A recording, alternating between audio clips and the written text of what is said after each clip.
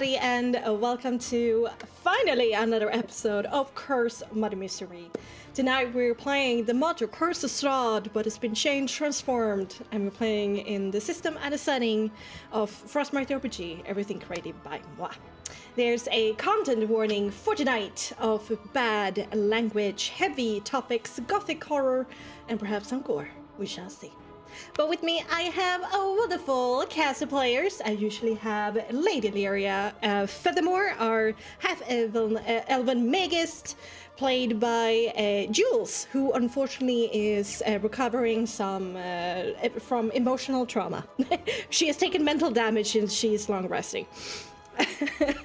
But certainly, and not least, we have Amartya, Shishi Warlock, played by Cookie. How you doing? Welcome, welcome. Hello. Well, it's been a while, and I have this new ring that I bought. It's quite charming, if I say so myself. We have Nix the Vistani, our tiefling bard, played by Adriano. It's been so long, I've almost missed all the drama. And certainly not least, Jivkos, our undead paladin, played by Weevu. Hello. It's good to be back. Oh God, it's so good to hear you guys' voices. All right. Yes, it is! Yeah. What happened last time, gang? Last time, episode 116, I know this said 66, Eva's guiding hand. There's a list of an awful lot of people because we arrived in the Vistani camp with these celebrations in full swing, I would like to say. But firstly, we begin with Team Trauma and creeping through the inner gates, meeting far too many fucking bats, as there is way too many in this entire place. I think they should get a little bit cold, don't you think? Bat infestation. Yeah. We pause as the coach that takes us into the Vampire Lord's lair waits with an open door welcoming, but quickly make our way past it and out of the castle's front yard with a very quick sigh of relief as we also make our way past the second pair of gates. Irius shares a little bit of his very good experiences in the mists once we come upon the Sairfalls Bridge as his party was investigating reports of missing people around the island. But before they came across a group of traveling tieflings. I wonder who they are. There, they met chiefly Ion? Ion, yeah, who told them stories and recommended they continue their search. Eventually entering the mists, finding Iria and Ismark in the village, and then going on ahead to confront the Vistani at Serpool. There, they met Ion again, who was dodgy at best, like all Vistani, but more serious stories were told. No, just stories. One of which concerned them greatly about a prince they had protected. When they realized who it was and found a carton full of kidnapped people in the forest, they very quickly realized that it's probably quite a good idea to leave. On their way out, though, Madame Eva, in her eternal wisdom, thrust, interesting words, 3 cards and told him a very short prophecy. Adam Eva's short but sweet, I guess. And at that point, he didn't lend her any credibility and leaving without a word. Sometime later, him and his friends and the peasant army they gathered, the best kind, communism, marched on the castle and ignored the carriage that awaited there. But then they were met by the court and a bit of an undead army on the way to the drawbridge. That's a bit more than a couple of communist peasants.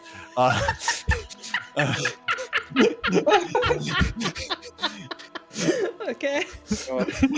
Here is where Irius met with his defeat all the way back on the Sairfalls Bridge, and where he was thrown over the railing, which is quite a bit farther for a dwarf, given their stature. And once he had no magic left to throw at Strahd, he awoke with Madame Eva, who, in her motherly nature, took care of him, and when he was strong enough, he ran, with no word of thanks, which Irius is, regretting, but it's a bit late now.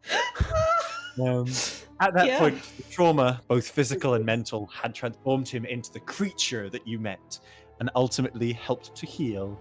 Aww. Isn't that nice in this fucking horrible place? Yeah.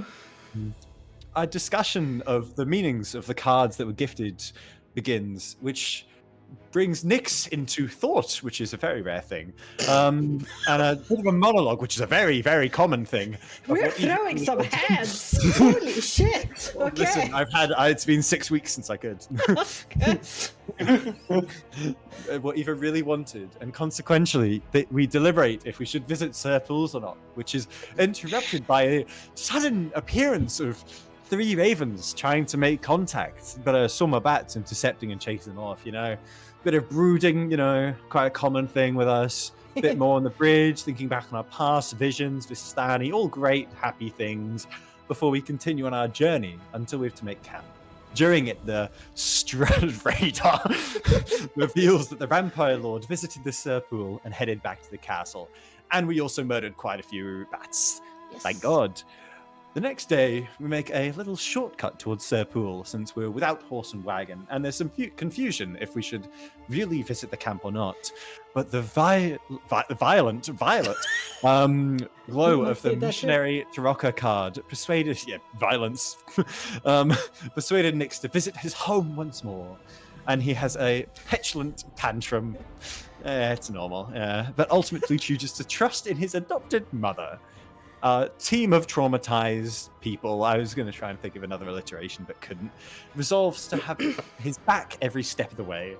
Jivkos surprises Nyx with some wise words but soon becomes disappointed again.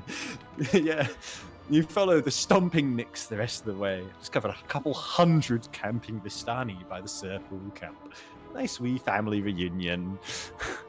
After marveling a bit at the amount gathered, Nyx shares some quick tips of how to carry yourselves around the interestingly natured brethren of his, and we make our way into the camp, meeting a scouting party who we see before they notice us, which we share a quick convo, wherefore we're welcomed in. Illyria is spotted and treated deferentially. I think that's good. And there's yes. Differently better, yes. Yeah, okay. Yes.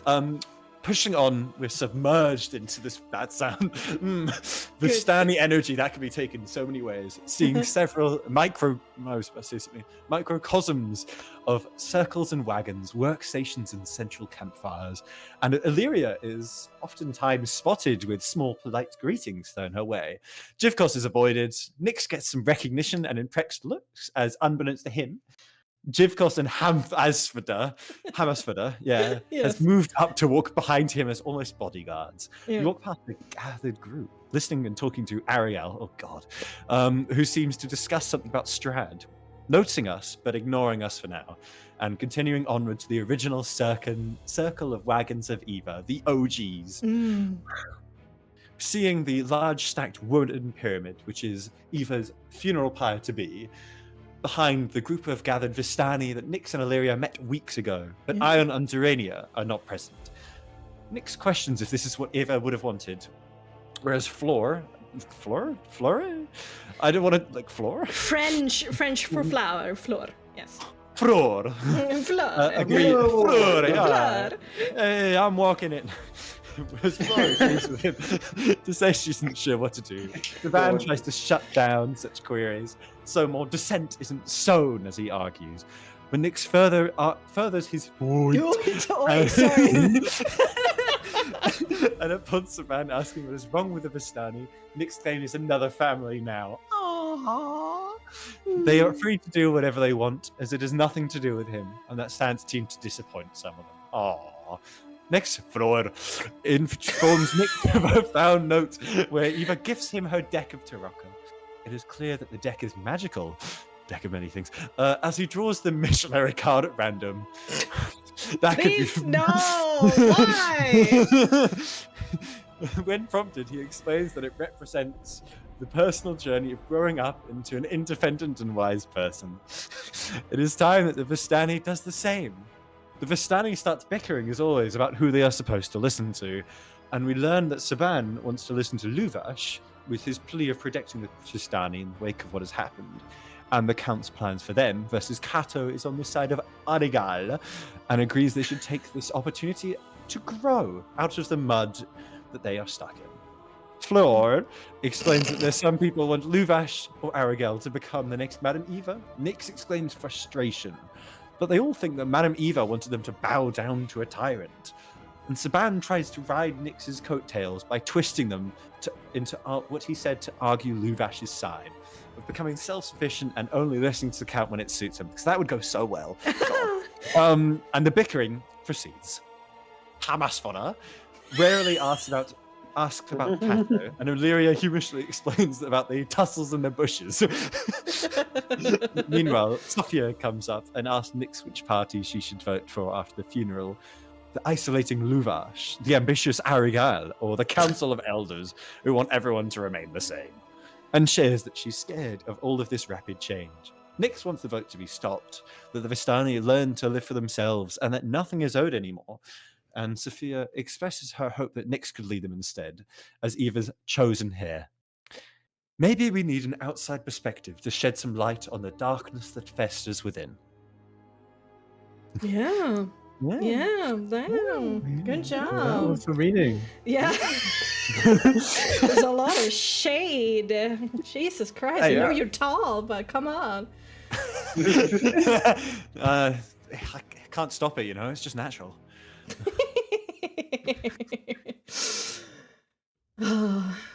Thank you, nonetheless. The most important parts were definitely said.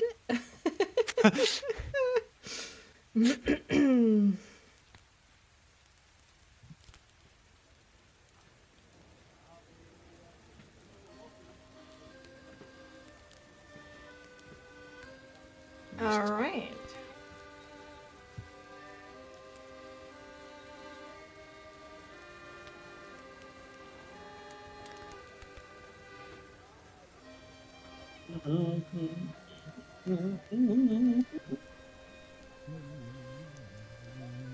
This should wake some nostalgia. It's so good. For sure. Okay. Late afternoon has become early evening at the extended Searpool Vistani encampment, and the Vistani are showing no signs of slowing down. Instead, as the faint colors of the sunset deepens within the mist, the intensity of the Vistani's thirst for life broadens. Music gets louder, dancing more frantic, speech more passionate. The central pyres of each Vistani ring begin to glitter like stars in between the dark trees of the Svalich forest. Back at Eva's original campfire, in the shadow of her corpseless pyre-to-be, you find yourself still. The Vistani continue to bicker about what is the best path forward, but as stomachs begin to growl, it provides a welcome excuse to pause the quarrel. Children are brought elsewhere for supper, care, and their beds. Bella and Wen excuse themselves with their newborn baby, and Nico and Tara head off to join other young teenagers at another fire pit, as the adults are totally lame. Sophia retreated into a tent with a raging blush on her cheeks. Apparently, she became so flustered she ran away in her own shyness. Mirabelle, Cato, and Sorbia retreat up onto the love seat for privacy, while Saban and Fleur team up in a nearby tent to get some food going for themselves and all of you newcomers. Which grants the four of you some semblance of alone time at the now vacant logs framing the campfire. The Vistani can certainly be a bit overwhelming for those unfamiliar, and thus most of you sit down with a breath of relief.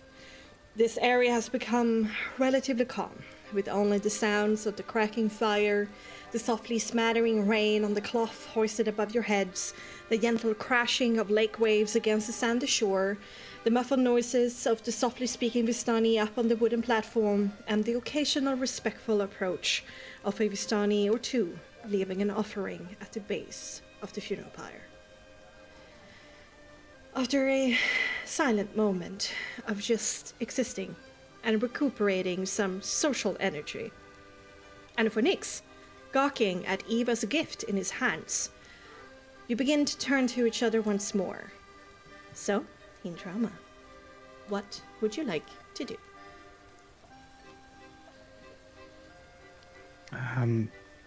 Nyx will just stand there holding the gifted set of like an heirloom tarot cards, and it is very pensive at this point in time. He's like, his eyes are darting this way and that as he's looking up and down, like he's in deep in thought, with a furrowed brow.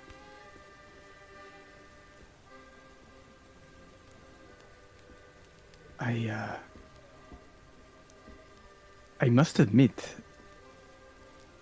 I kind of didn't expect this.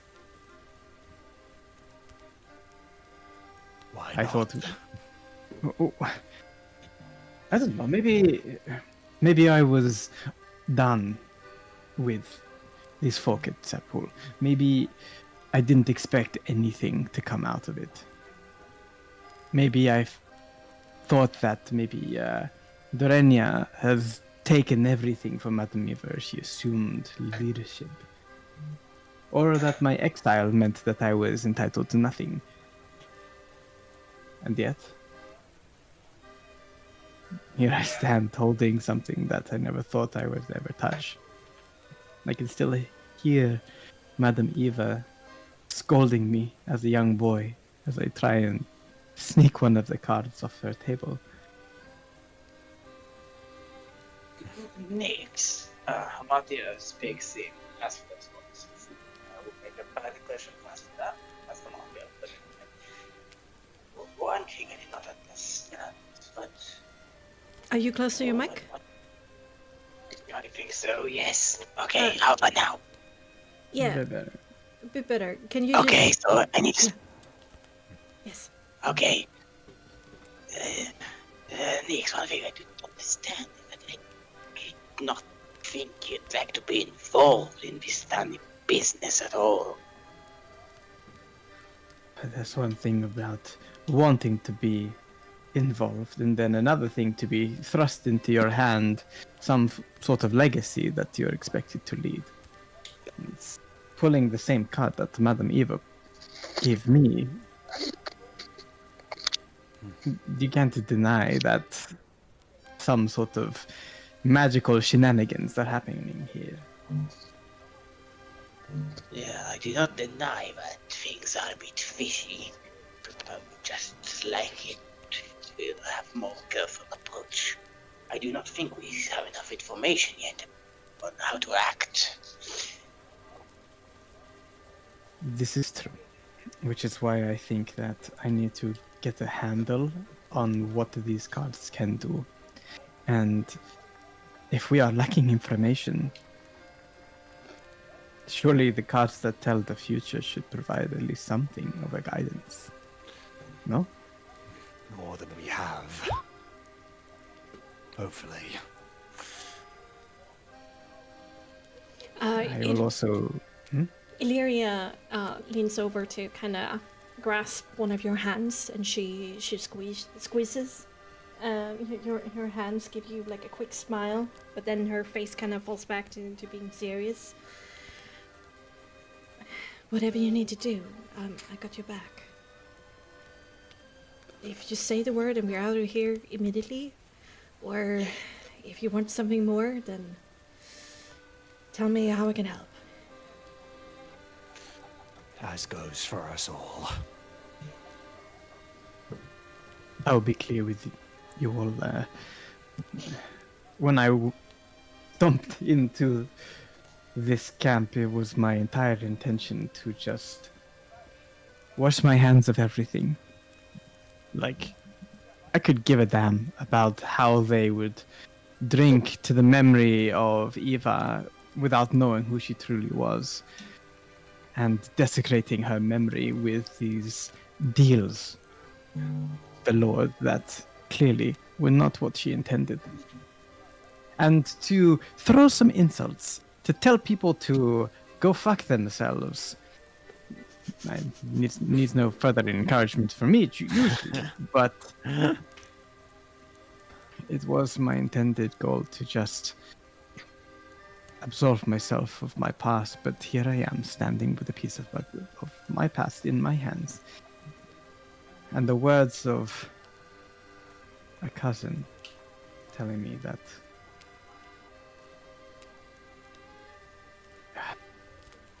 you would want me to lead these people. Lead them where?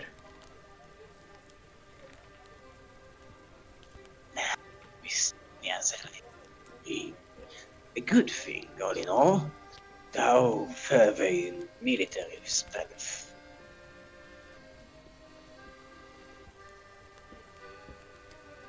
Do you think that they may be able to help our cause, given the order? That is a point to make, I suppose. If we are looking for allies, here's an army. It does seem that quite a few are either wishing to coexist or follow him, though. May cause hardship. I hate to bring up Rickton, but I am. He was extreme in his approach, but he had some strong feelings about what the alliance between Vistani and the Count means. What were they? Well, I think he meant to starve him by removing food sources. And so, genociding, like, the Vistani people to prevent them from bringing in more people.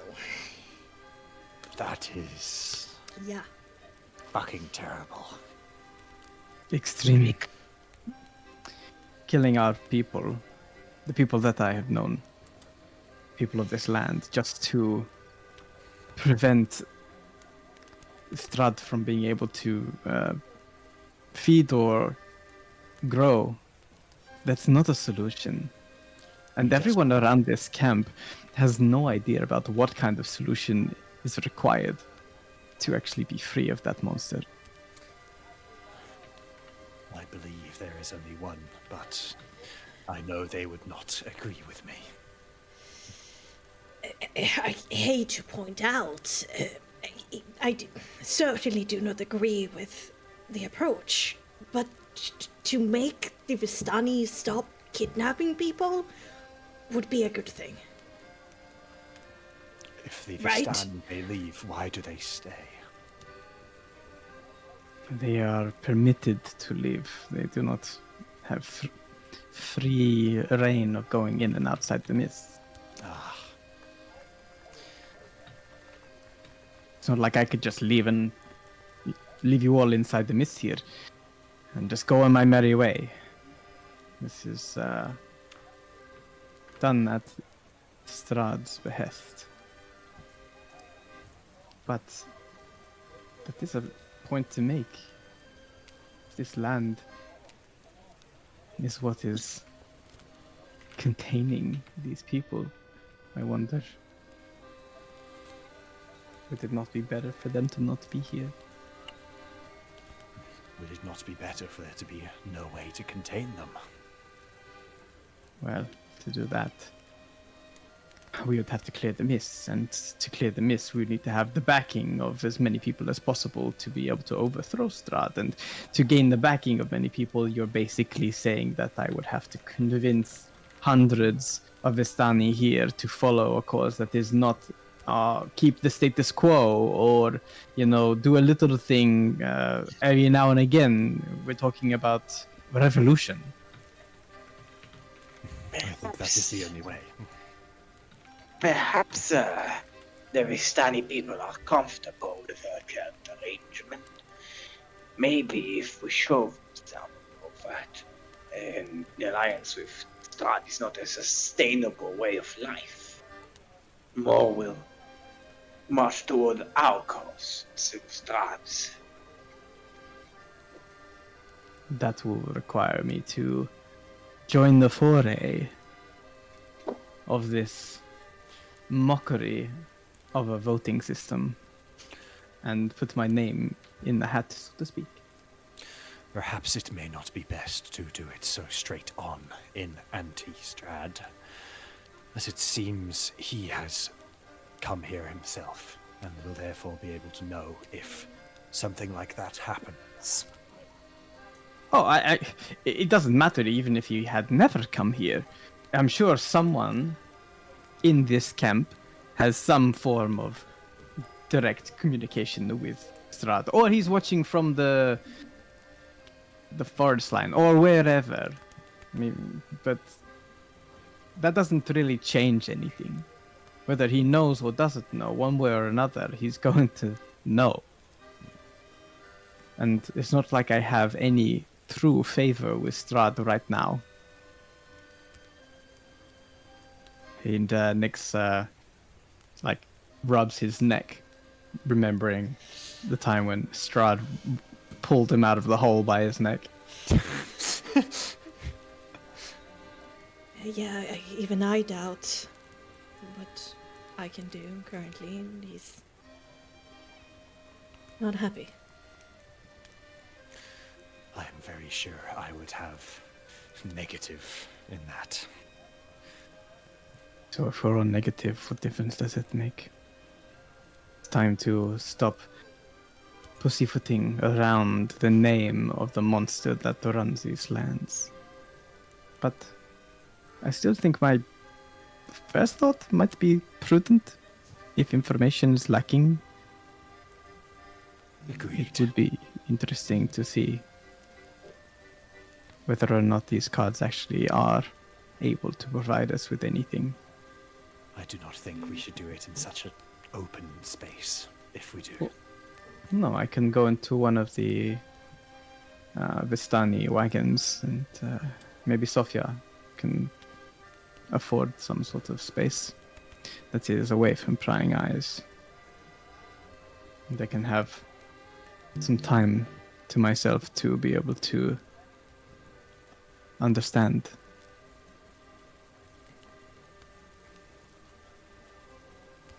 All right. I may be able to gather information.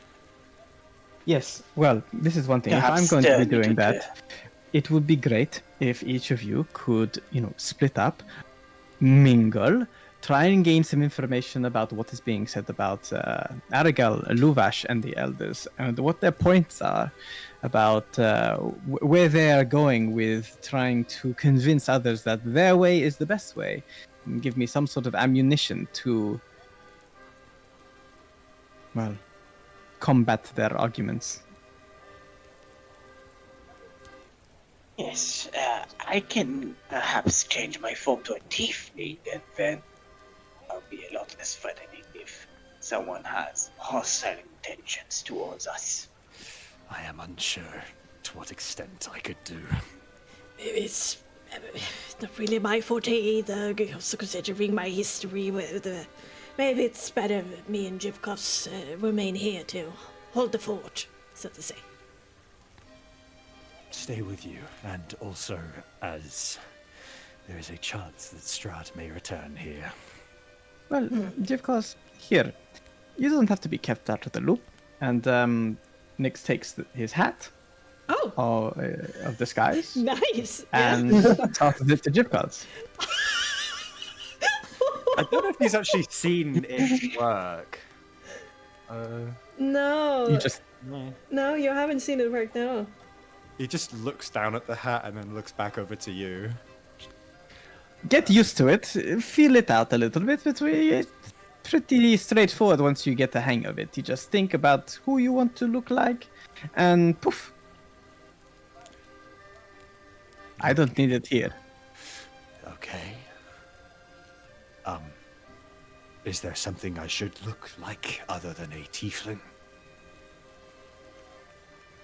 The choice is yours, Chief Cos.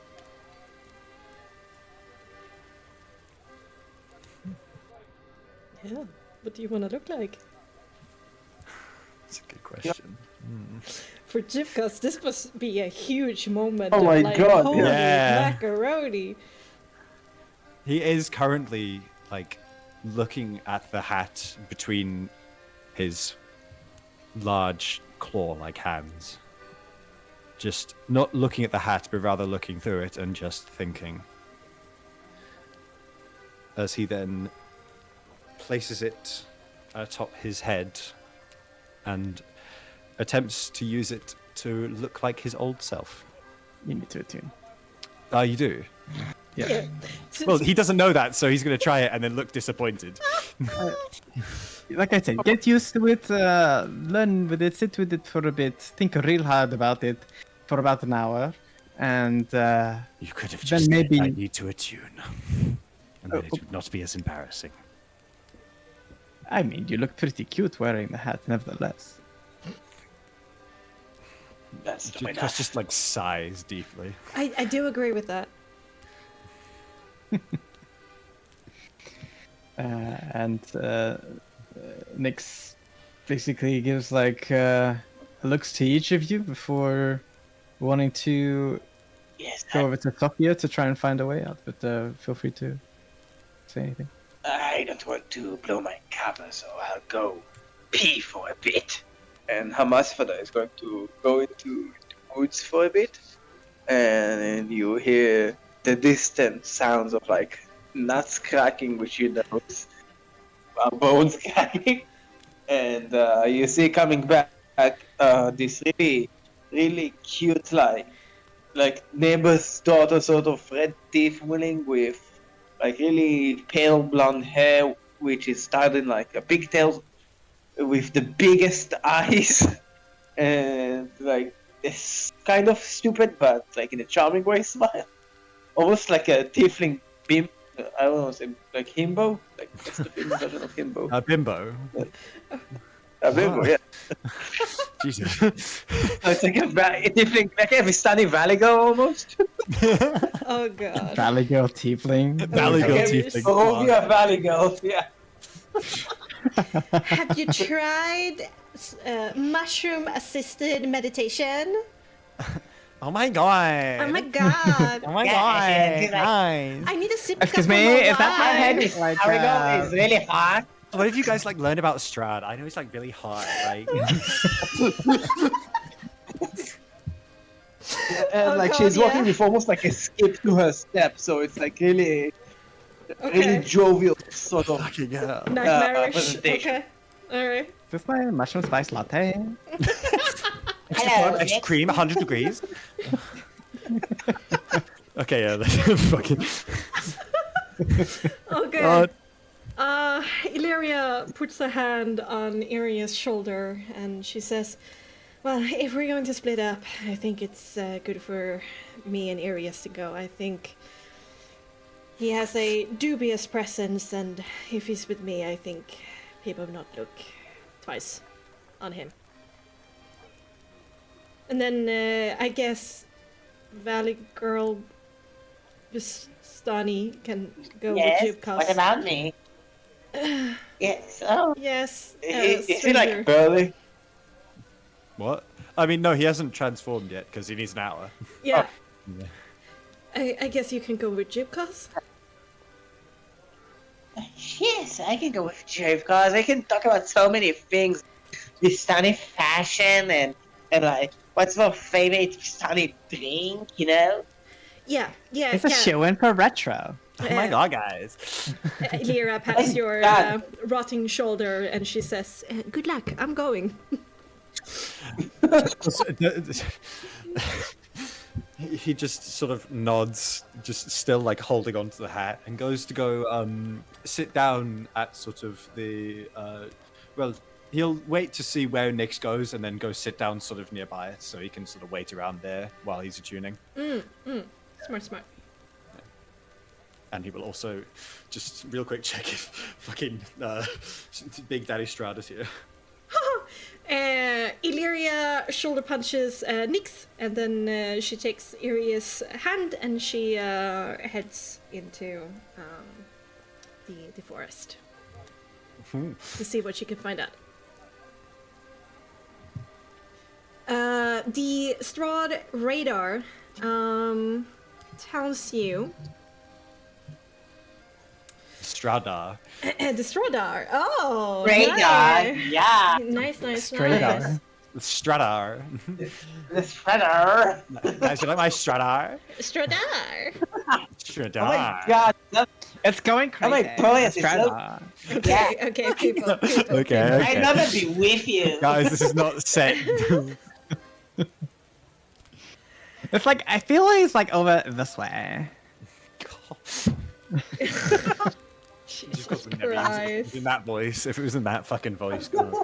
Like I'm getting a serious vibe. Okay. You Shut up!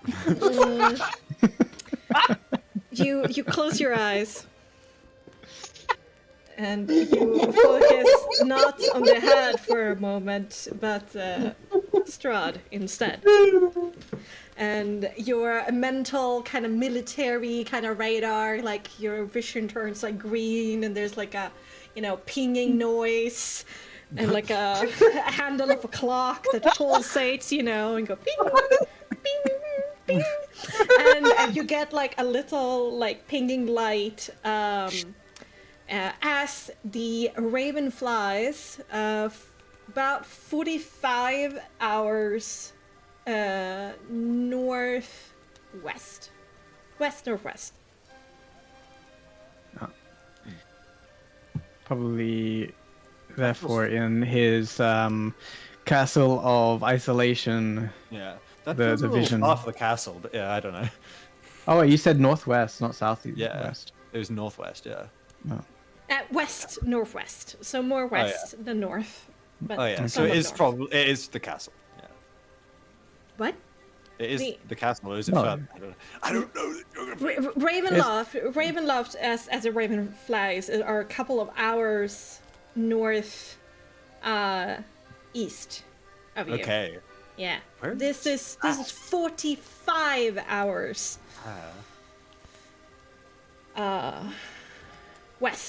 northwest. Is that over in the town? No, it's like way outside the mist almost. Oh shit. Alright. Oh my god, is that really far He's not here. away? He's not here, so. Okay. What do you want to do next? Well, next we'll find a secluded spot or like an unoccupied wagon, someplace that people aren't going to like look over his shoulder.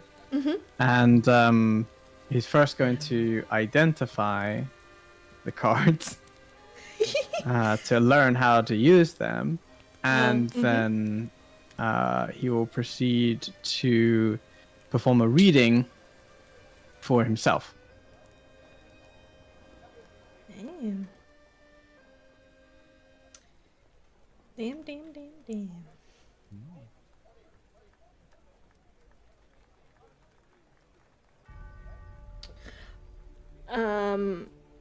It's pretty easy to find an empty wagon right now, since there's so many, around.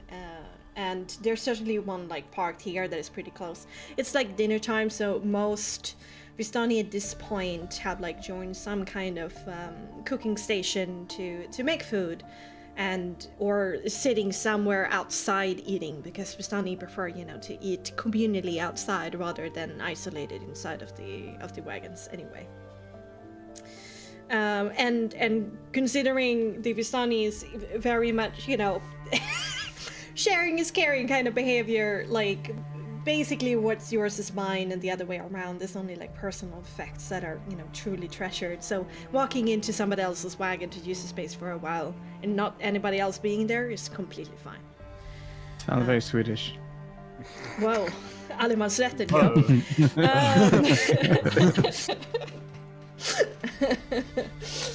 Småbröderna. Basically, with a bit more mushrooms, I guess.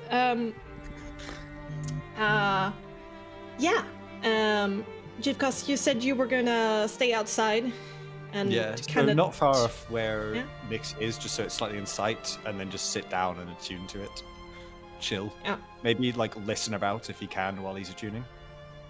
Well, yeah, for sure. It's not like you can do some active perception checks, Yeah. but if you will get the first advanced warning if something goes Yeah. on for sure.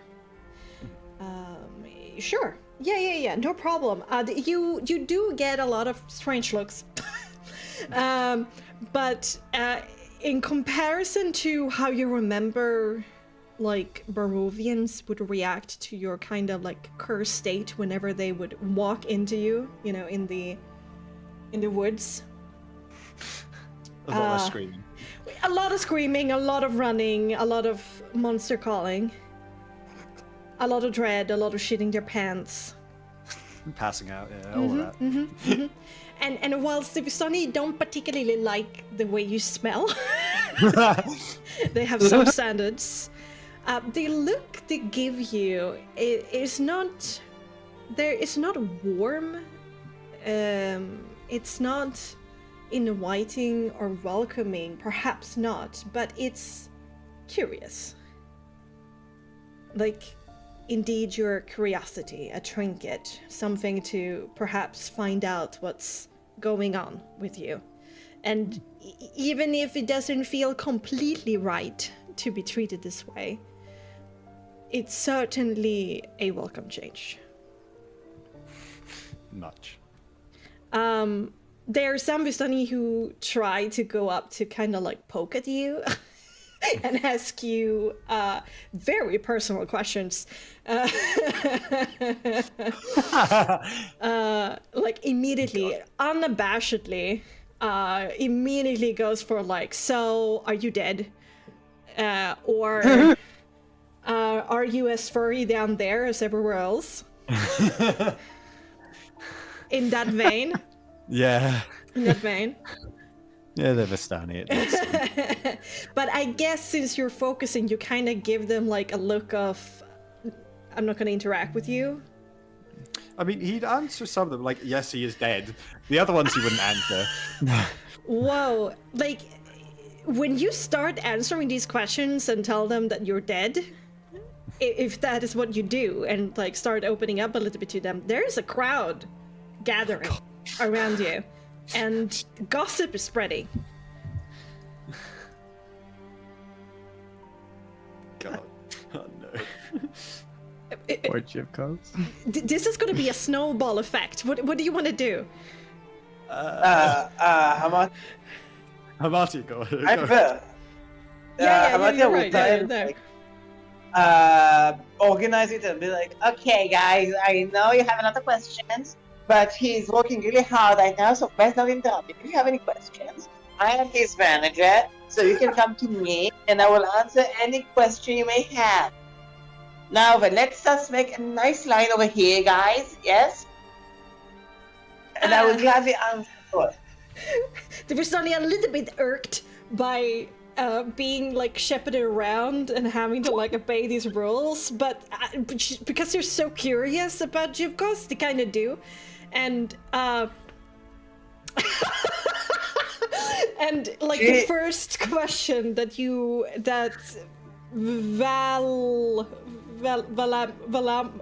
Valmartia Yes?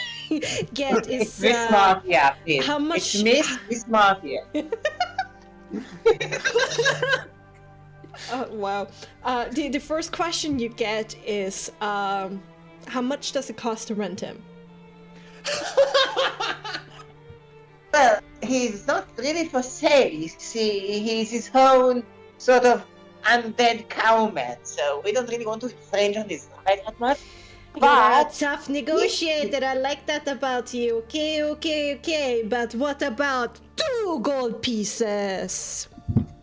I'll think about it, but you'd like to see me in action really soon.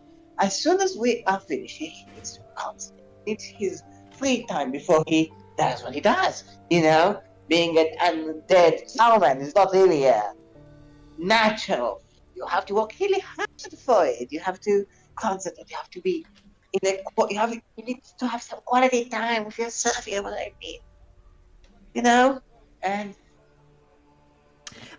Wait, so I you're would saying that he's like a traveling performer? Are you like a talent recruiter? Did you find him? What can he do? Yes. Oh, yes, he is very, very strong. Like the beefiest of beef that ever undeaded. So he can lift a door over his shoulders. He can lift me over his shoulders with just one hand. Wait. He can do so much things. Okay. He can roar, and you can hear him from one side of Barovia Valley to the next one side of Barovia Valley. The If you whole need fast communication, If you crowd ever- responds with this.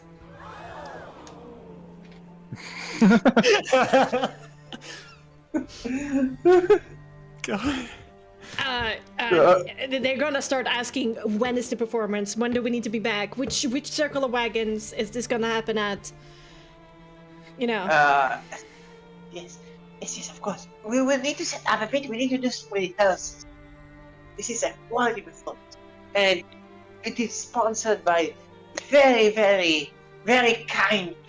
You know, it is sponsored by Lady Illyria Furthermore herself. Another gasp. The one who's And they all kind of agree. Yes, of course. We heard about Lady Lear and how generous and fair and awesome she is. Yes. Of course.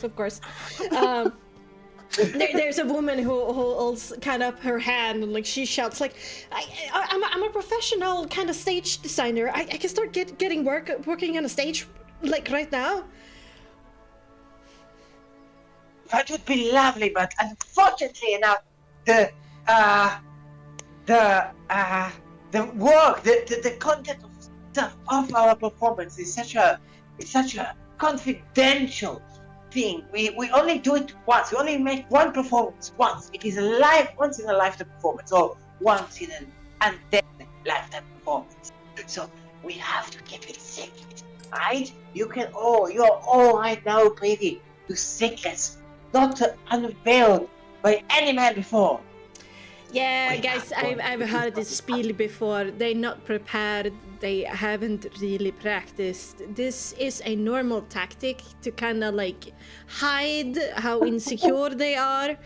It's not gonna be as great as we think, but okay, I see the game that you're playing. I respect. We shall see when it finally comes to pass. Then, huh?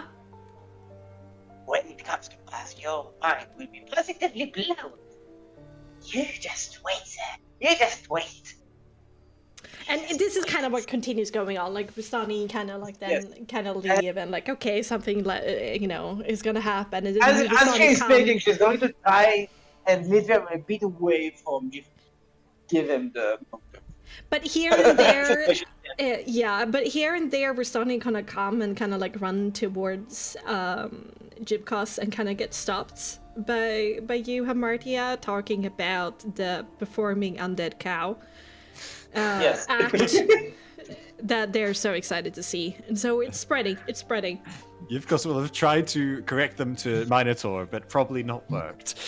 Actually, one thing that Hamartia will, Vismartia, I can say, well, we do have a little bit of a play. See, this is not a solo act. We have the most magnificent moth you've ever seen, and she will send out character chopping with flying through the air. Yeah, that will also help to distract the crowd for sure. For sure, they will be delighted of the dancing. What they think is dancing, but it's actually like going through deadly katas. But actually, hearing you correct them to say like Minotaur, they actually do correct themselves because they think Minotaur sounds more exotic. So they get with it. They get with it. Okay. What the fuck? Okay, all right. What happens inside of the wagon?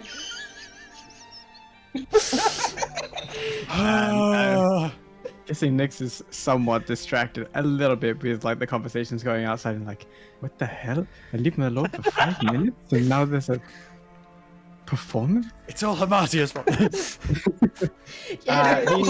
Your tumor takes a little bit spend- longer. Yeah. Yeah, his attunement. Yeah, first he has to identify, then he has to attune. So it's more. He's just doing all of that stuff. As he identifies, he pulls out his book and like sees if there's any passages on like some memories, perhaps, that he had of watching Madame Eva do it and understand it a bit more. And that will take 11 minutes, and then... I didn't mean to make them that they had to be attuned, so I removed that in the heading. You don't need to attune to them. You just need to know what they do. And okay, so he will identify it for 11 minutes, and then he's going to attempt something. Yes. Shuffling through the somewhat cartoonish, macabre, yet sturdy cards imbues with a peculiar feeling. In the beginning, it's hard to put your finger on it, so you chase its meaning. You withdraw within yourself and within your world, where only you and the cards remain. The enlightenment during the identify spell is gradual, and it comes first in swelling feelings and then in visions. A growing turquoise filter strengthens kind of in the corner of your vision, and you're struck by the sudden instinctive knowledge that in your hands is a great tool of knowledge, truth, and divination. It makes your mouth dry as temptation and desire spreads within your mind. A great rush of possibility, of power with these cards by your side. And so you dive in. And suddenly your vision is just fully tinted in turquoise, and then normal colors come back, and you find yourself in Madame Eva's tent before it was destroyed. You see her card reading table before you, but the hands that deal the cards are not yours. They're red and feminine. You're not in control, but you're not worried. This is what's supposed to happen. Then you and Eva flip one card after the other, and your voices mingle and become one as Madame Eva imbues you with the basic knowledge of the Taraka and each of the cards, making that knowledge intrinsically yours, as if you've always known it. Then you see someone in the chair before you as Madame Eva lifts her head. A young Vistana, an old Vistana, a female, a male, a kind one, a talented one, a troubled one, a dear one, a distant one. Their faces flash and flicker as does untold number of readings. The augury, the contemplation, the characterization, the cross. You come to know them by heart. But the tales of truth that Eva spins with endless combination of cards, and how she comes to different conclusions even when the combination is the same, puzzles you. And so you sink deeper to a more intimate and older memory of supple and young red hands stained with paint, of the sensation of thick paper in her hands, in your hands, of a mind almost drunk in a trance, swimming with thoughts of the known, the unknown, of the past, the present, the future, and the intangible possibilities. And a comfort of the steadfast friendship of an intense yet passionate vampire prince and the wise and masterful water genasi mentor. Bubbling to the surface within this mind adrift on the sea of the cosmos and time is a picture of a man in chains before a burning town. As the brushstroke stains the paper, the meaning of change, growth, and the antithesis of stagnancy bubbles to the surface with it. And you know that card, as if you made it yourself. Next, she paints a priest holding a sacred book, heralding a new wisdom, a new teaching, a new idea, a teaching aiming to better the life of others if they would listen or not. And you know the card as if you made it yourself. The vision changes back to Eva's tent, her chair, her table, her readings, her red tiefling arms that deal the cards. They sag, mar, and crease as her great age starts to take physical hold. A shake sets in. A trouble within the mind. A weight descends upon shoulders. This power, this truth, the endless possibilities of futures begins to take its toll. Exhaustion becomes a constant companion, nagging worry and anxiety its friends. A warning she gives. A warning I give. Nix, these artifacts are the least that I can give you for all my wrongdoings. A great tool they are, yes, powerful indeed, but it's not without its consequences. Use them wisely, and only if you dare. And you're pulled out by the vision by a sudden burst of laughter from a tiefling poking at Jibkos outside of the wagon. And your breath comes quick. You're a bit dizzy. That was strange. You were Eva, and Eva was you. And Eva talked as if she was here, or was it the future you giving yourself a message? Nonetheless, when you calm, you know how to wield these cards.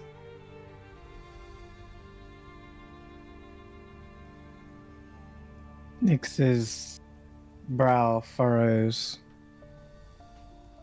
as he looks down at the deck of cards that he now knows to be his, but also that of Eva's, the one and the same. Mm-hmm.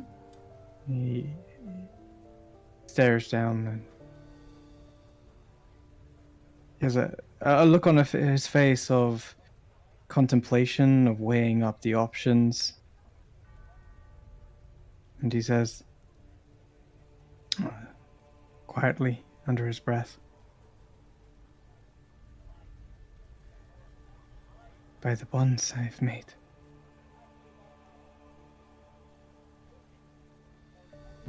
by the people that I hold dear to my heart, I accept the risks for knowing some glimpses of how we can survive this.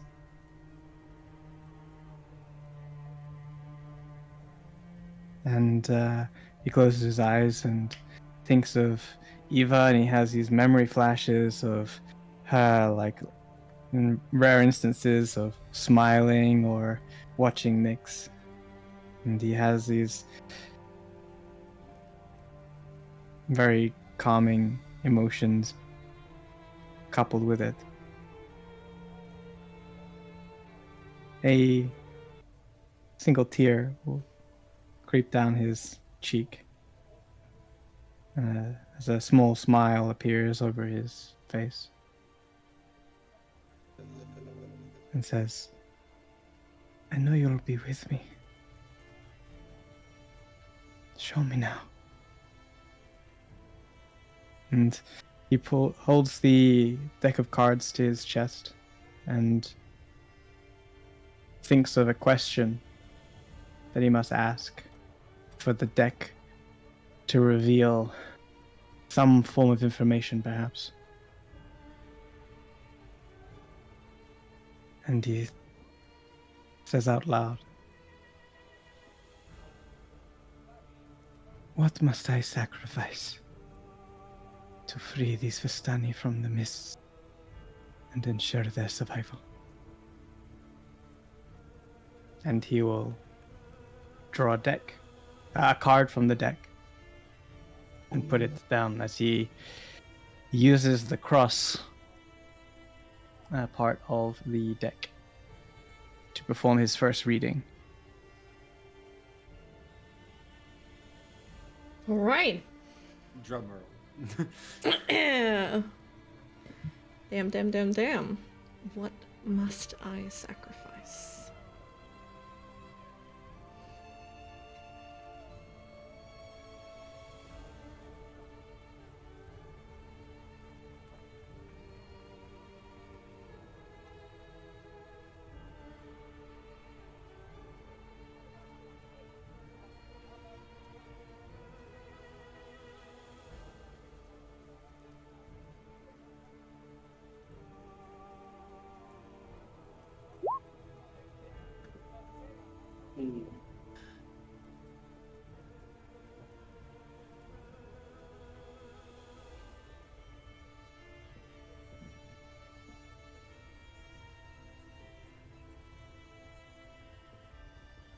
So it's the center card first, right? Mm-hmm. Indeed. Which represents the past.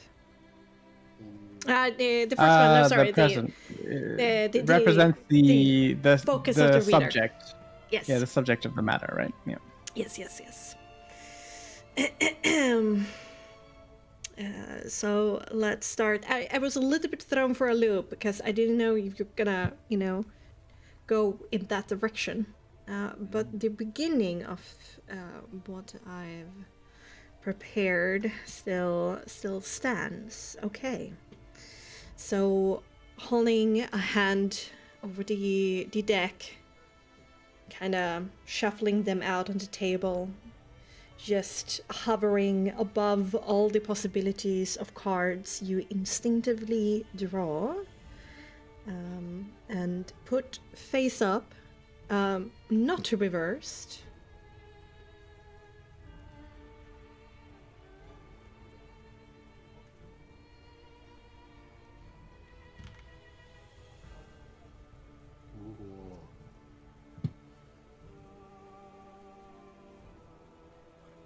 Traitor. Or 9 of glyphs.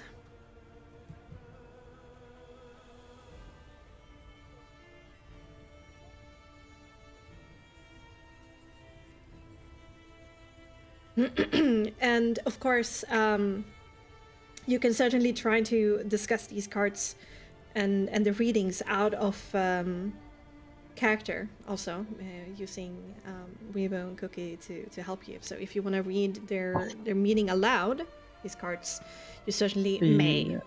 What you have discovered. So from a card from the glyphs, the deck of the glyph suit, symbolizes.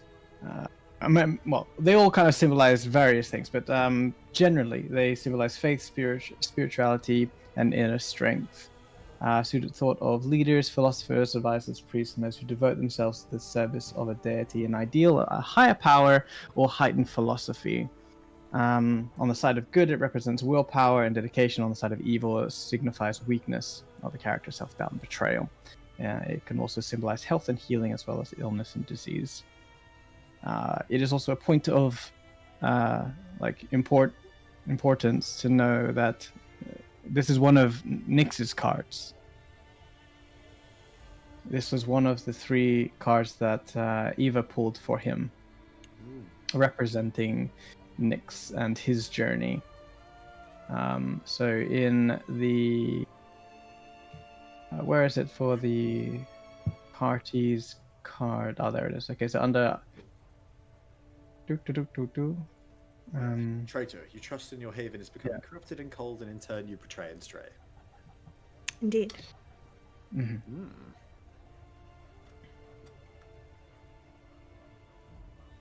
So I came to Nyx's information. I imagine this is specific about the Vestani as a whole, as the subject matter. It has to be, really, because it's about people, leaders and philosophers, and I imagine that's what it references. All right. Ready for card 2?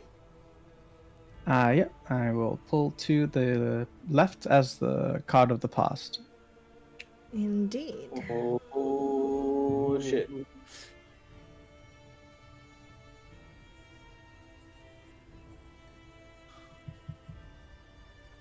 And hovering over the cards, choosing the one that just feels right is reversed.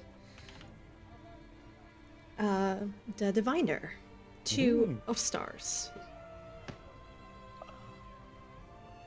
Truth and honesty. I kind of feel like this is Eva. But what is the reverse part again? I don't think I read something about reverse. It's some kind of subversion of the of the cards meeting. If you've unlocked, Yeah, it's the reverse of what it is, right?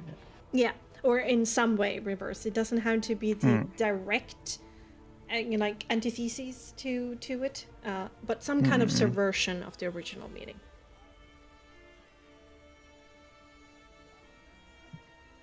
So, because it's in the past, the person who...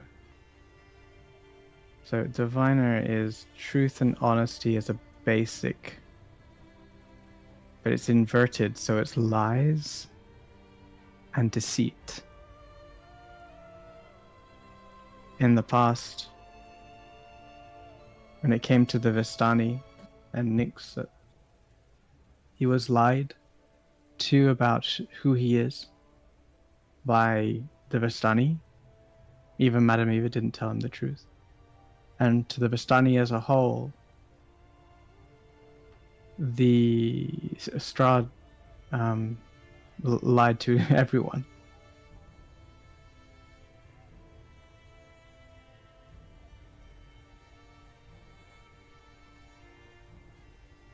That's nothing new. Specifically, that is understood. That is exactly where he is. And what the fate of the past of the people of Barovia have suffered. If the subject of the matter is the Vistani and the people and Nyx, perhaps. Everyone's been lied to. So he will pull to the upper card, the present card. Something has happened or is happening or will happen very soon. For sure. And the one that is revealed unreversed is 6 of glyphs.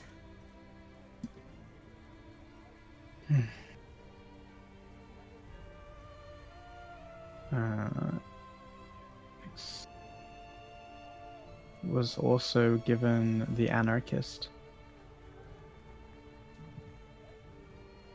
A test for Nyx. And you'll remember Madame Eva's messaging about it and say that the mist will offer you comfort and grant what you've longed for your whole life if you would reject the white veil of safety and path with the Anarchist. Hardships lie in the path but may ultimately lead to a great and fundamental change, as long as he doesn't give in to laziness. So, more specifically, when it came to dealing with the present,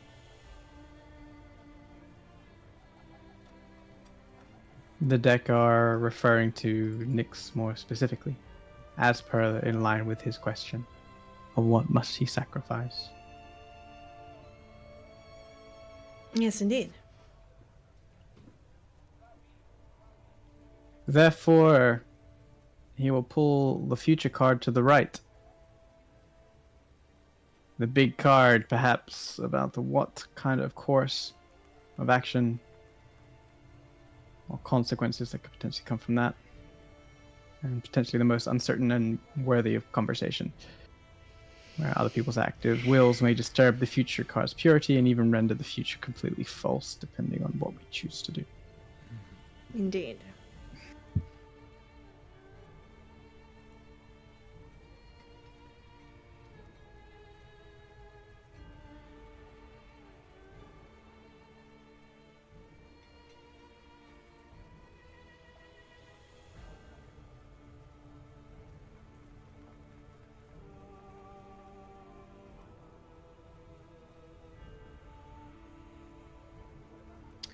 Yeah, I do believe it will be that card.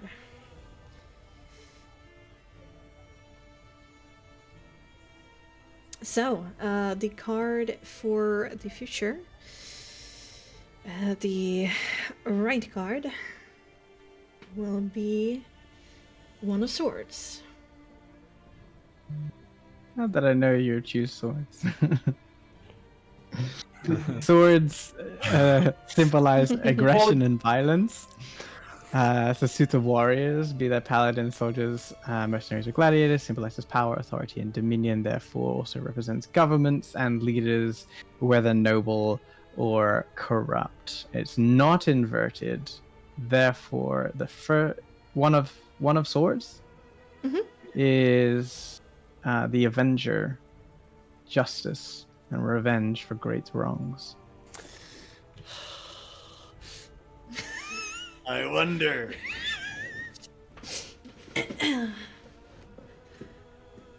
Nyx like pulls that card, and knowing that this card is going to be the one that potentially could be the most obscure, he holds his breath as he stares at it on the deck.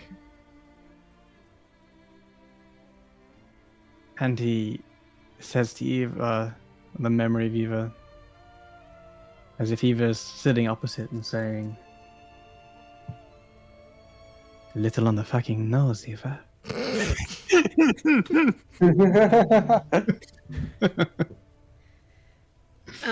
Also, remember the understanding the cards. You may attempt to, for another level of exhaustion, trying to understand some of these cards as well, like to get the deeper meaning unlocked. Because if you look at the Anarchist and the Missionary. Well, we have one card to pull first. Yes, I know. I'm stalling a little bit for for the effect. Okay.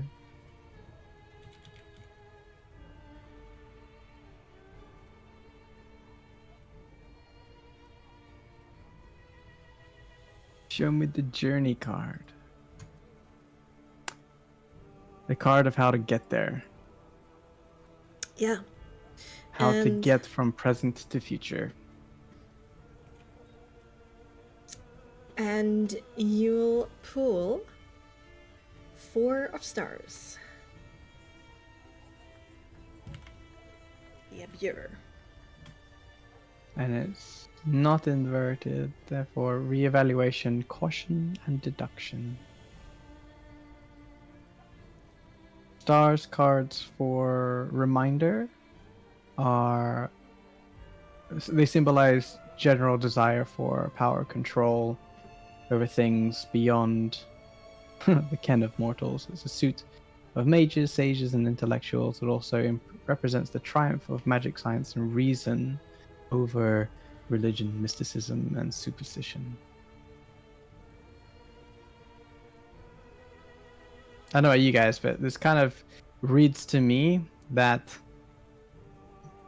the people and Nyx was lied to, but Nyx has to be involved with the current present to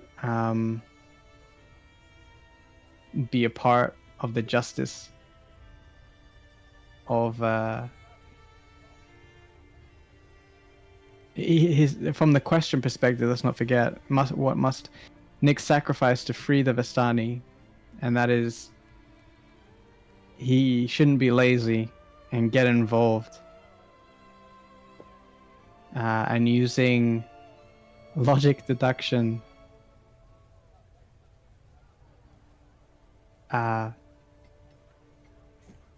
leads the people away from the mist somehow.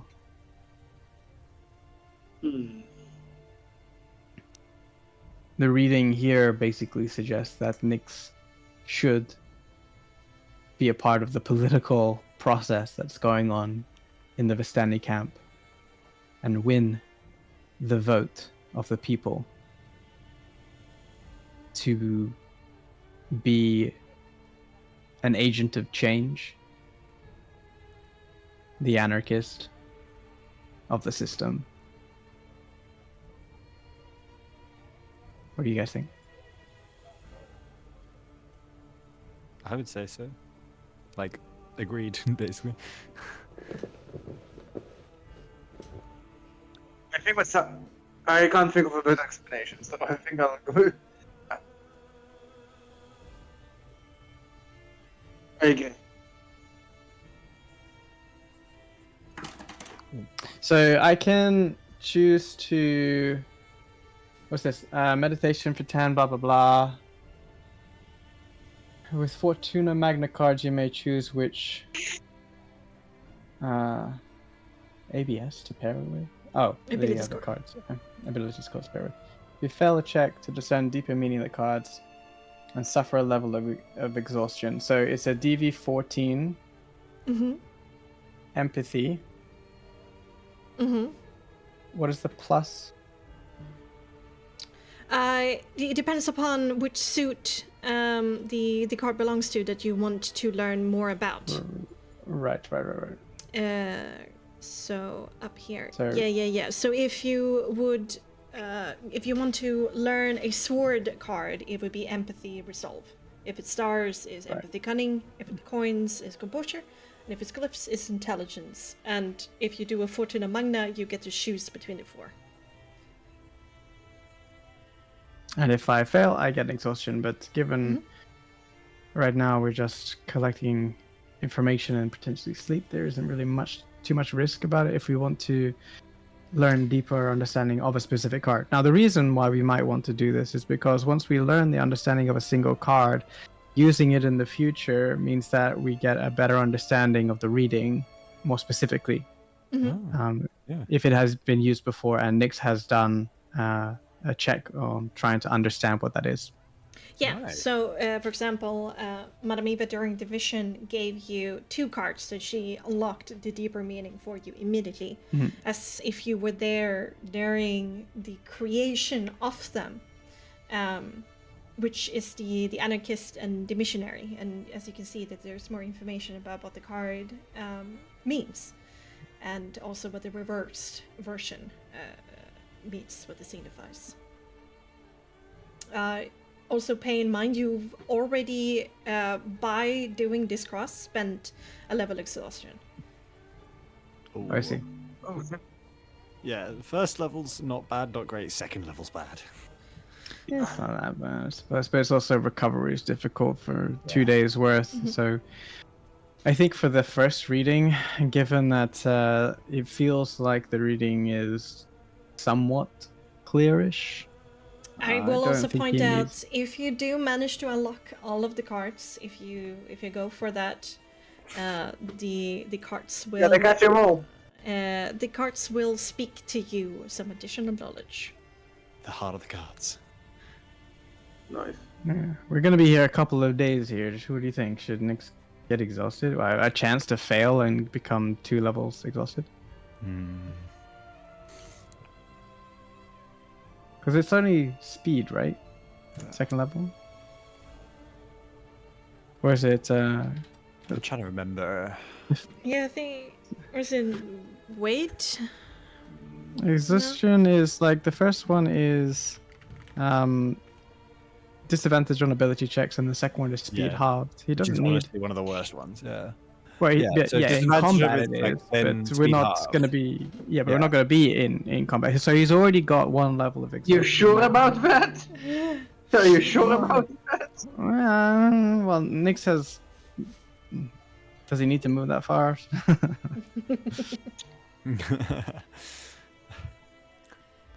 I'd say speed halved. I mean, that's half your speed. Yeah. Really? There is also evening right now. So if you So- fail once, you can stop, which means that tomorrow you either Yeah. will have no exhaustion I think it's worth it. or a Yeah, level Yeah, but exhaustion. like disadvantage on ability checks. And do we have? No, I'm not sure if we still have a. Oh, we do. We still have 1 water vial to remove exhaustion, 1 level exhaustion.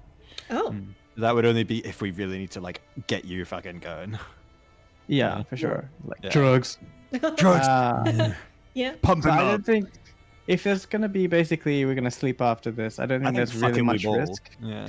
I think like we go. See, Nyx can also guide himself, I suppose. So I think there's very little risk in doing this and more to gain from it. Fuck it, Okay. we ball. Roll the die. So it's a question of which card. So he already has Anarchist. Yes. That's the missionary, but the missionary isn't part of this. But the missionary is a card you've been drawing a lot recently, so it could be interesting to just reading that. And that's a fair point. So Nick's so coin. Wait, missionary is a Fortuna Magna. No, missionary is 2 glyphs. It's still in the suit of the priest. Okay. So the advance, so that is the 2 glyphs indicate that those who spread the teaching of their gods, the wisdom of their experience, or the brilliance of their philosophy, in its positive aspect, these teachings bring enlightenment and wisdom. Sadly, in the realms of Ravenloft, this card is most often in its negative aspect, spreading ignorance and fear. Reversed, this card represents someone who spreads ignorance, fear, or hopelessness. So, yeah, spreading that. Drawing the missionary card for Nyx is basically the future saying, "Hey, you've learned a lot. Why keep it to yourself when other people can benefit from it?" And what Eva said to you, for her future card in the back, because her 3, she did who you've been, who you currently are, or struggling with, or like the journey that is going to be immediate, and who you can become.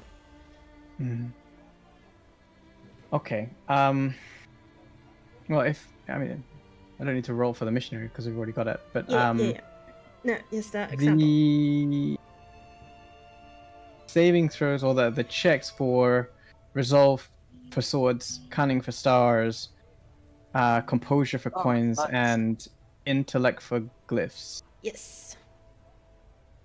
Good luck. Good luck. Have fun. Yeah.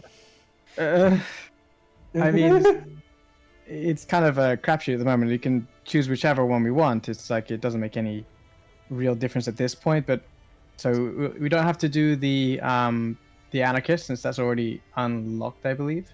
Yes. Yep. So I think it's either. I mean, the Diviner is the most ambiguous here. Like, who could? I mean, Diviner is like someone who can see the future, or no, Diviner to us is truth and honesty, right? But inverted, it's lies and betrayal. So I think from Nyx's perspective, that is the most ambiguous and potentially could offer the most insight, I suppose. What do you guys think? I think that's hella correct. Yeah, like that is the most ambiguous one, and the one that is also like, I think has the most could have the most influence. Yeah, and used in other people's. Like, if we want to read the future in the future, we want to know if we're being lied to or if it's being the truth, right? Yeah. Like,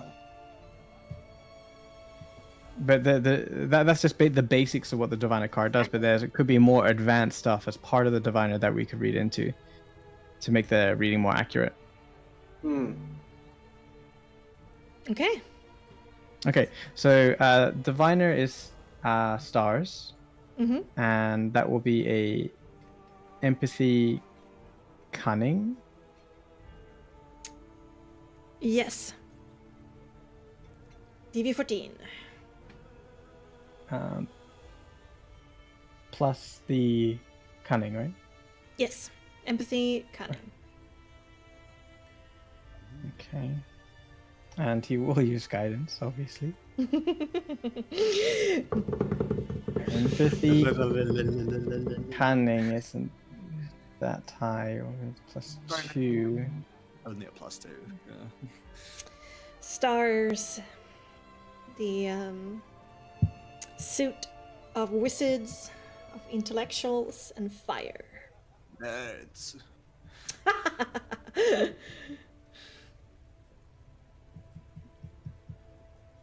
Actually, it's 0.5. Yeah, it's 2. Plus 1d4. Give me exhausted. 17. Nice. Nice. Okay. Let's go to the card. Learn me some cards. Learn me some stuff. All right, updated.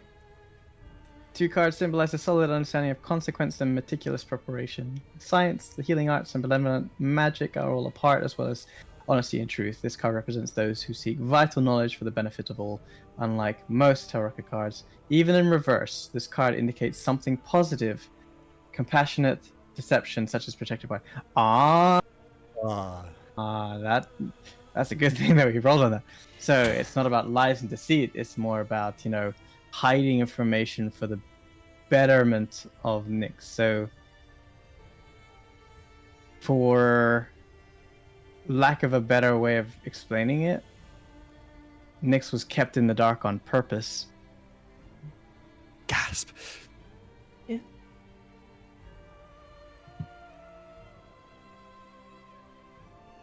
Lied to for the benefit of his future. Okay, means we get to roll again. Okay, roll the die. Which one? Which one? So we've got Traitor is Nyx's card, but wait, I thought Nyx already had unlocked the Traitor. Yes, you have. Okay, so you got Avenger or Abjure. Either could be. The Avenger is the future. Abjure is like the journey and how to get there. And did you? No, the Anarchist. The Anarchist you have already unlocked, not the Traitor. The Traitor is one of Nyx's cards. Yes, that's Madame Eva's little spin on it, like what she saw in the card when she held the reading at that point. Specific about. But if you want to learn about the card in general, you can roll. So it's glyphs. Intelligence. Betrayal by someone trusted or adored. Okay. Do you think Traitor then? I don't think anything, but you guys No, I'm not decide. talking to you. Okay, I'm so sorry. Quiet, you. Quiet, God. This is glyphs, right? So you'll be intelligence. Yeah. Just raw intelligence. Empathy plus intelligence. All Okay, of these are so- empathy. Yes. Empathy, but- Empathy is yeah, a but- skill, and then you change ability score depending upon Okay. suit. Let's do that. Okay, we'll do the Traitor. It's only a plus 1, plus D4.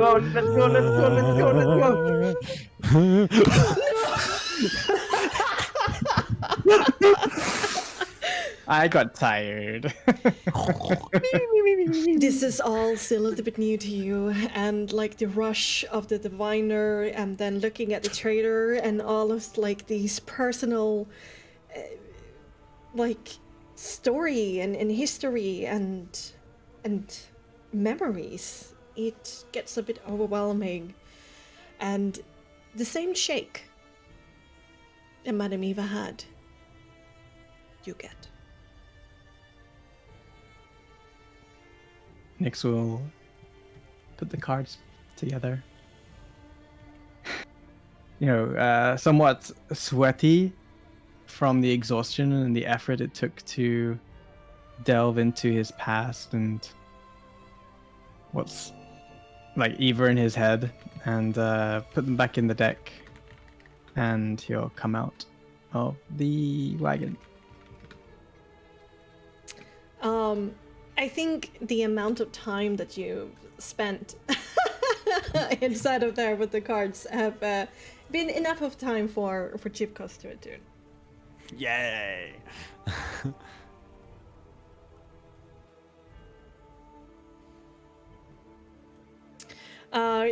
So you step outside and you see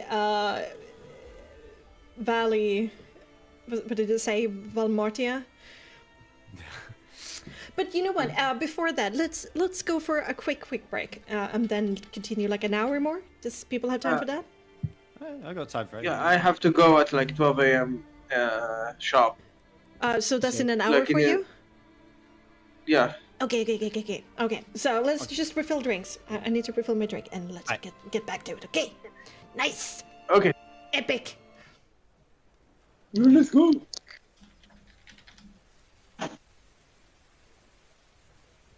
Let me adjust the ambience levels. It's very important for the immersion. So very important.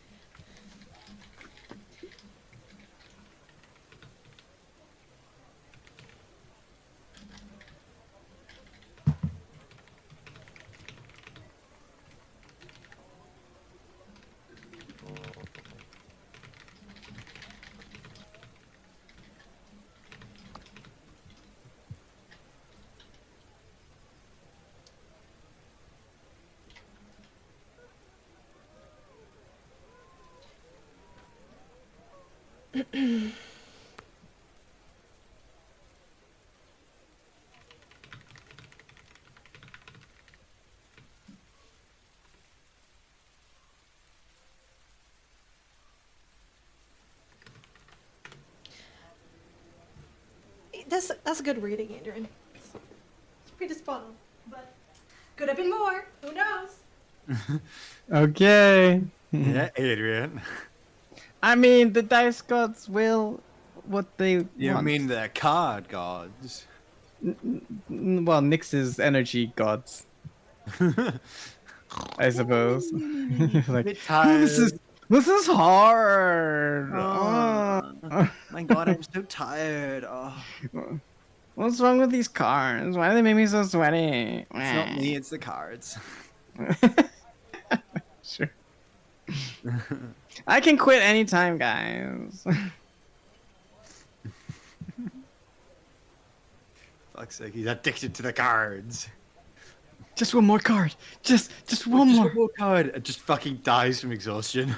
I'm good for it. Yeah, like on his 5th good level for of it. exhaustion. I Yeah. don't need to move to read these cards. Just like somebody has to take his arm and do it for him. The speed reduced to 0 doesn't mean that he can't move his arms. So it just means he can't move. That's why Eva was sitting all the time. She was secretly always at max exhaustion. Indeed. And I don't know if you've seen the D&D 2024 rules changes since. It's in a bit, but I never want to use it because it's fucking expensive. Well, in there is a rewrite of the exhaustion rules. So you don't actually have specific levels that mean individual things. Hold on, I'll bring it out here. Whoa, bringing it out. Bringing it out here. Alright. Rules 2024. Which is actually, it works better, actually, in 2024. In my opinion, it's a good rewrite. So when it comes to I'm back. exhaustion in 2024, is that while you just get the exhausted condition, right? And the condition is cumulative to 1 to 6, right? And each time you receive it, you gain 1 exhaustion level, and you die if you get to level 6. That is still true, right? But when you are exhausted, all D20 rolls, no matter what they are, the roll is reduced by 2 times your exhaustion level. Oh god. Speed is reduced by a number of feet equal to 5 times your exhaustion level. Yeah, that makes sense. Yeah. Jeez. Yeah, so you are all. So if you're exhausted, you're all. It's going to be hard to do stuff, and you're going to be slow, no matter what level that you're on. So basically, it's easier to be slightly exhausted, but much worse to be more exhausted. Yeah. Well, it also means that people don't have to metagame exhaustion. It means that no matter what you do, the understanding of what exhaustion is, you're going to be slow because you're exhausted. You're going to have a foggy brain because you're exhausted, and that makes much more sense to me rather than... going to be tired and... Okay. Yeah, exactly. Yeah, I can see that. I can definitely And see it's more of like a scaling of the difficulty of rolling dice and the scaling of how fast you can move. And then if you reach number 6, then you die from exhaustion. Which I think is easier to keep track of because you don't have to worry. Okay, what's level 4 again? What's level 5 again? You just say like it's just D20s are 2 times your exhaustion level, and speed is 5 feet times your exhaustion level. Yeah. Nearby. Who needs levels? Because I was always kind of like not feel really a on little bit board Yeah, they feel a little of bit like you're slightly exhausted, but you can still run at full speed. It's like surely it should be the other way around. I can see. Yeah, it's a little bit of what is random, I guess, what they do. The levels. Yeah. Yeah. So I prefer this. Definitely look into it. Cookie, you here? Yeah, I'm here. Awesome. All right, let's get back into it, shall we? Let's What get you down been to doing out business. there, guys? Oh my Feed the vet Oh Danny. God, yes. Let Yeah. me get into mine. Nix, why are you so tired? Okay, guys. All right, focus up. Okay. All right. Okay. Accent's gonna Get your shit together, okay? What do you guys what does Nick step out to see? Well, okay, it's been a while since Nyx has been in this wagon by himself, and in the past, when Nyx stepped out of a wagon in which he was in there by himself, all sweaty like, it was a completely different reason. Was it the back at Valaki encampment? Right? Yeah. He was by himself. No, he was with Illyria then, I think. Even worse. No, that was up at the Abbey. No, I know, but No? yeah, so he wasn't with Illyria at that point. Yeah, the Abbey is when the connection was made. The massage was happening. On the same table. So Nyx comes out and he's got sweat on his brow. His hair is slightly slicker. His cheeks are a little rosier, as he seems to be very exhausted. And he looks, he like props himself up against the wagon as he takes the steps down. That was an experience that I didn't expect. But I think I got a grasp of how these things work. And I have a newfound respect for the amount of energy Eva had.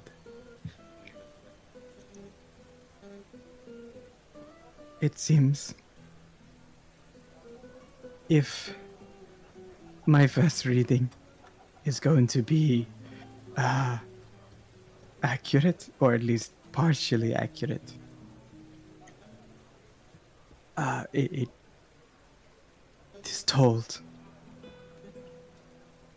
that if we want to get anything, I must be a part of what is happening here and now, despite my personal feelings.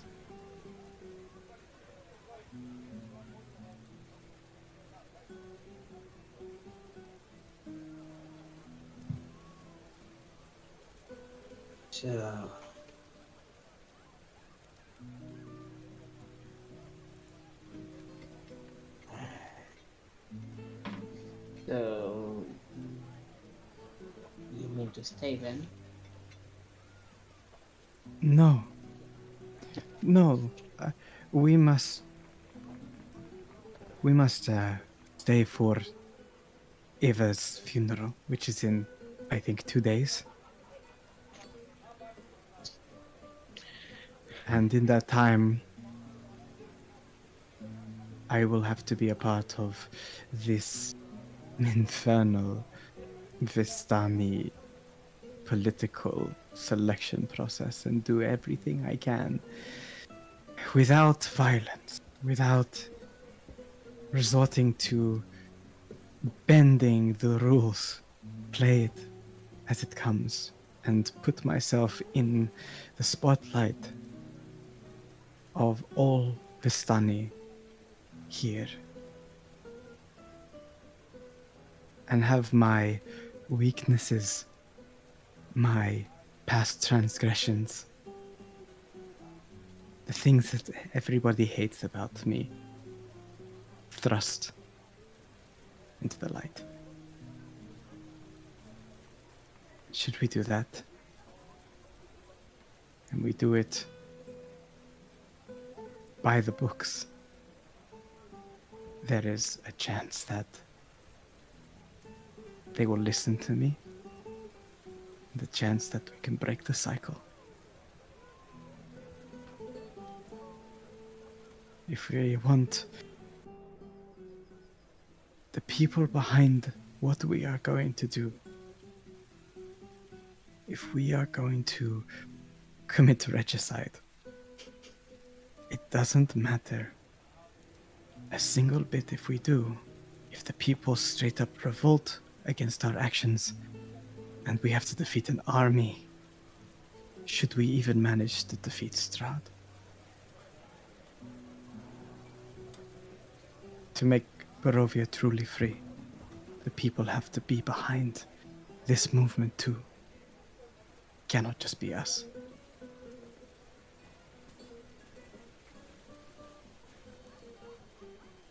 Do you think we can convince these people? No shenanigans, no lies. I don't have good experience with stunning myself. No, that's true, but you have the best mind for spotting tricks, spotting subversions, deceptions. You're an expert at that, Amatia. And if you can find out if anyone else is trying to do this, it will give us somewhat of an edge to expect the filthy backstabbings or whatnot. And if you can be advocates for me. And Listen, try and I'll sway see. people. I will see what this image of mine can do. But if you're looking for honesty, that means I have to be honest as well, and we all have to be honest. And No. We don't have to Arigal necessarily like. We don't need to be like super clean, super white. I mean, Vistani are never like that anyway. They don't mind a little bit of stickiness, but we have to play it by the rules that are set by the Vistani themselves. Otherwise, they won't treat my involvement in this as legitimate. They will just say, well, who the fuck is this guy? He's not playing by everyone else's rules. But the problem is that everyone does, I think, everyone does whatever they can to get an edge. They play a game of deception, of turning people's ears. And we need to do that too. Within the boundaries of the rules.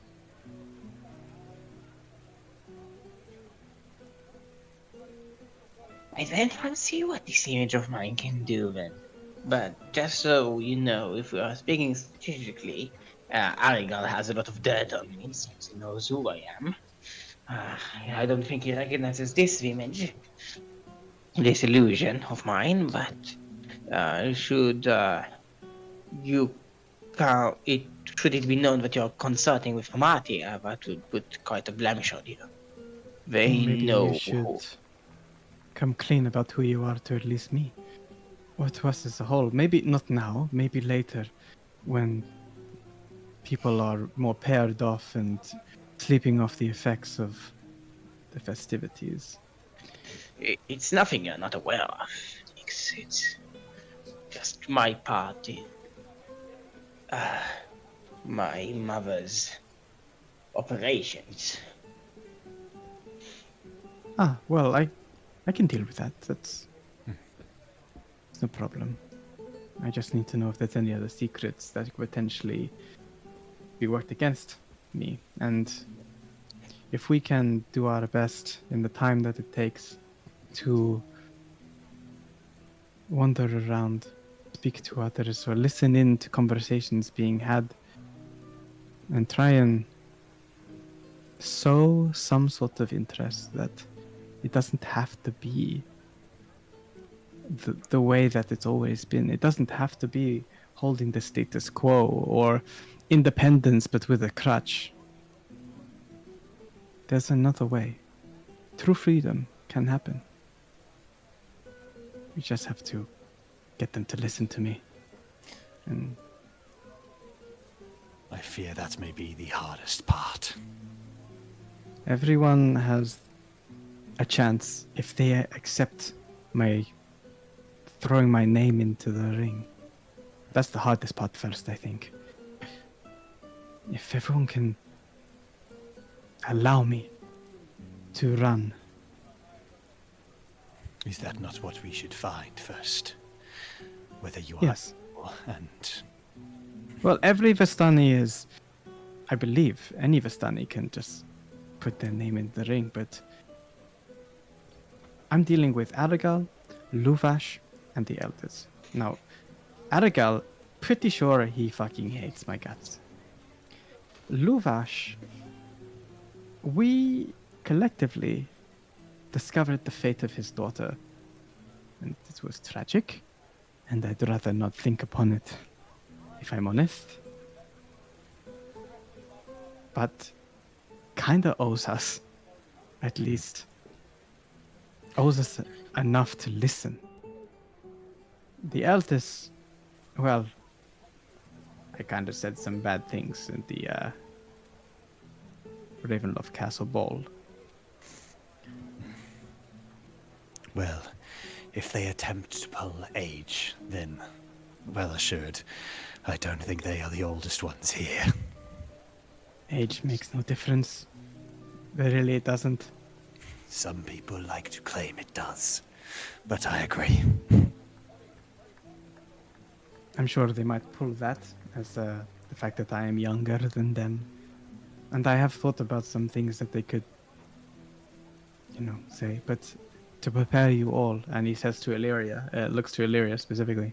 Oh, Illyria and Arius are off gathering in Okay, town. okay. Then Yeah, I'll look to yeah. them both. I'll say you may hear some things about me that I hope don't change your mind about who I am. I have gone on quite a journey of transformation since knowing you all. But people have... We all come from a bit of a shady background, you know. I don't think any of us was a better man before being with each other, so don't beat yourself too hard on that. I think we all have had our fair share of dirt and blood.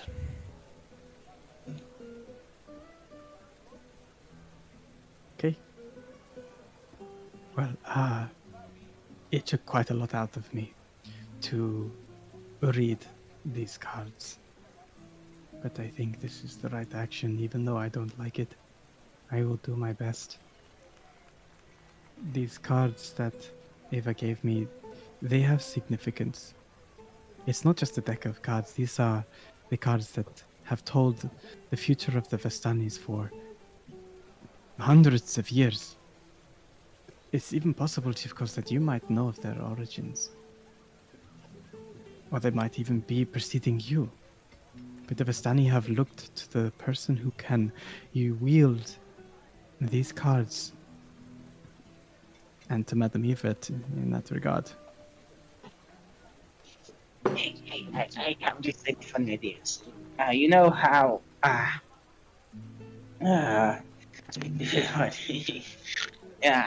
there was a bit of an incident whilst you were being cloudy and seeing the future, and I may or may not have fabricated a theater show starring Jivkos as the main attraction. Jivkos is just rubbing his forehead.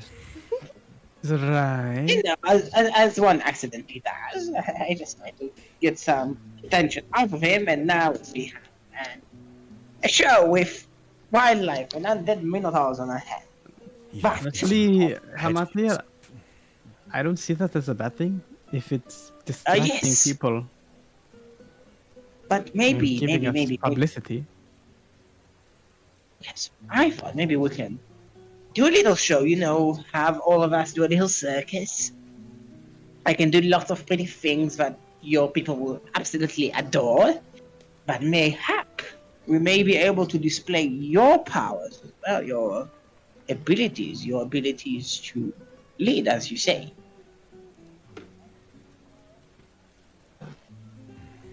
My ability is to lead. If Wish I knew what those are. Well, if it comes to it, maybe we can see. I don't know how you read these cards. Is it like a spectacular thing? Can we make a spectacle out of it? Can we make it something what people in the town will talk about in the gang? Maybe, but I mean, it's pulling cards from a deck and putting them in order and then trying to interpret them. It's not exactly fireworks or illusions. If you can think of a way to make it more interesting, then maybe. But it does take a lot out of me. I see. But what more can convince Vajristani to trust the display of your magical prowess? After all, you're a very powerful sorcerer, if I say so myself. Potentially, I mean, a show of strength of what I can do and lead from the front, or demonstrate that I have some abilities. Yeah, for sure. I could potentially do this. Maybe we can do like a little thing with Jivkos. Maybe Tracy, which is me. I'll be a little bit not a little bit less careful than I should with Jivkos, and Jivkos maybe would go out of control, and then you would use your holy power to stop him, and the crowd will cheer. Maybe a little display, little show. I think I do not like the sound of that. I think a better idea. I mean, that's a good idea, but maybe. I mean, the people here love a story, Indeed. and you do so well in puppetry and putting on a show that tells the story. People here haven't been aware of what we've been up to. Why they should even know who we are or who I am by proxy. I think a better idea here would be, sure, Jivkos can do some things, but I think you should be the main attraction here, Hamatir. You tell the story of what it is we've been doing and showcase why I have grown to become someone that is worthy of their thought to be their leader. Oh, so maybe we can put up a play, like an actual honest to Morning Lord play, full play with actors and sets and effects. I mean, if you can do that all in a few hours, then you'll be impressing even me. I mean, we have like a day, right? And the Vistani are really theatrical people. Right. I And would say theatrical as much as they drink, but I get what you're saying. I mean, you're a theatrical guy. Yes, they love tales of adventure and like tales that can take them away from the mists. Like they throw in some sordid, sexual nature stuff there to really get their bloods boiling.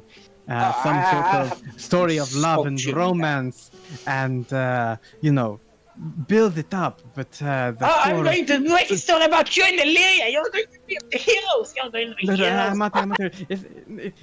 No. This is not about me and Illyria.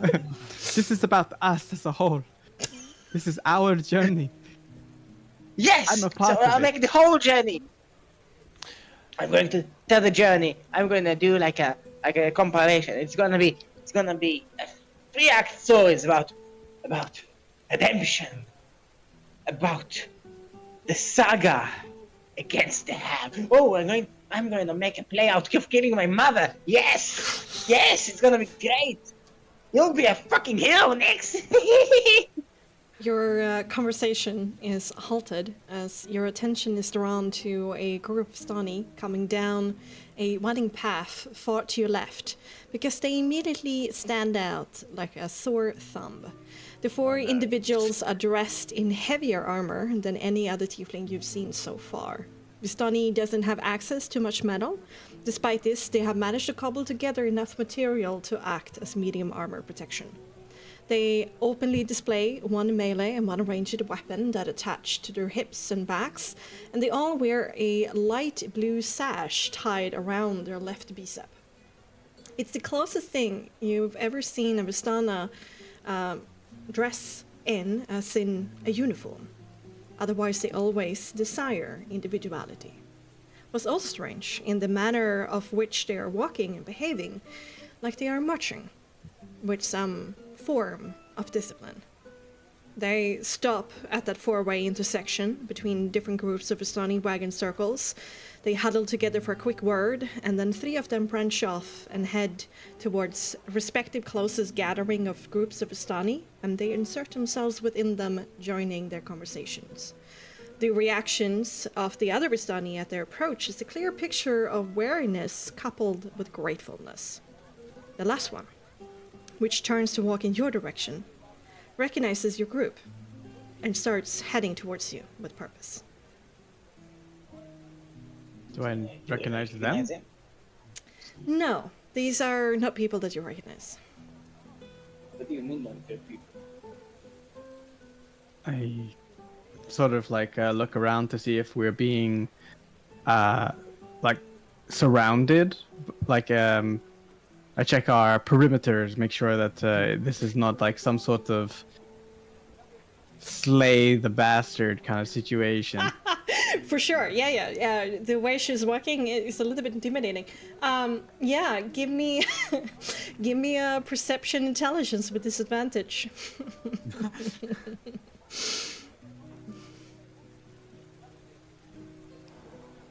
Keep lowest one.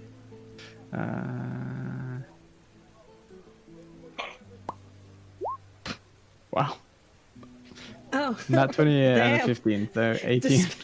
Despite being exhausted, you're like... I am on edge. You're on edge, indeed. Your survival instinct is still high. Yeah. No. You mostly been left behind by the group of... They're kind of like... There are a few Vistani that kind of like stand around pretending not to look at Jibkos, but they're actually looking at Jibkos. But they've been like pushed to periphery because they've been kind of becalmed with the knowledge that there is going to be a performance. They're just staying close by in case the performance starts now. Right. The hype That's is it. real. The hype is real. For sure. They're probably going to stalk until it happens because no time was put forward, no place. And they're so curious that they're willing to It stalk. could be right now. Yeah. It could be right now, guys. But, you know, they've been shooed away, so they're kind of like standing outside of hearing distance, but they're not outside of vision distance. So to say. But they don't seem like, you know, angry in that sense, no. Okay. I said to Hamatia, look, it seems like your ability to spin a tale has affected the people even now. Ah, I have an idea. Give me 1 day's time, and this is going to be the most beautiful retelling of your story and our story together. You will ever see. I have faith in you, Hamatia, as long as we recognize that the core message has to be one that shows me in a light that is... I fucked up, sure, when I was younger. But things are different now. I am I'd learn The it. woman comes into hearing distance and speaking distance. I am going to do something. Tale of blood and redemption. It's going to be mad. I raise my voice a little bit and say, well, you wouldn't be the most well-known storyteller and playwright in all of the lands outside of the myths. If you can't do it, no one can. Oh, thank you, thank you. I just love being with you, Vistani, you know? Just bringing my own flavor. This chocolate-colored tiefling woman before you is quite short, but brawny. She seems to be in her prime, with short, curly hair nestled in between two equally short horns that protrude from her forehead. And you can easily code it demeanor to be quite serious, and her quite severe-looking face paint, or tattoo, of two dark crimson streams of tears falling from her eyes, lends her quite the grim aura. And there is like a look on her face of like, have you recognized that I'm here and I'm walking up to speak to you yet? Or have you finished speaking? Like, that's on her face of like, hello, I'm here. Nyx makes it abundantly clear with a flourish of his jacket that they are done conversing. Escort of Lady Lyra Fedemore, Brother Nyx, and friends. She eyes Jibkos with a long stare, sizing him up. He stares back. She squints her eyes at, at you. Something about you seems to displease her, and she looks to Valmardia with a look of like, I don't know who you are, but you don't impress me. Nonetheless, My name is... Oh, never mind. she continues and talks over you. The news of your arrival have spread among the brothers and sisters to Cap's ears. Captain Luvash invites you to dinner at his campfire. I can escort you there now. What is your answer?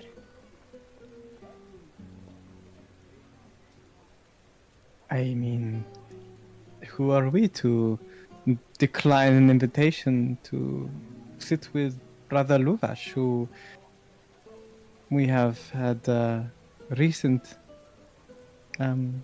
conversations with? So, when would he like us to visit his campfire? An admirable answer, Brother Nyx. He was quite eager to speak to you as soon as possible when he heard of your arrival. So if now is possible, I will take you there.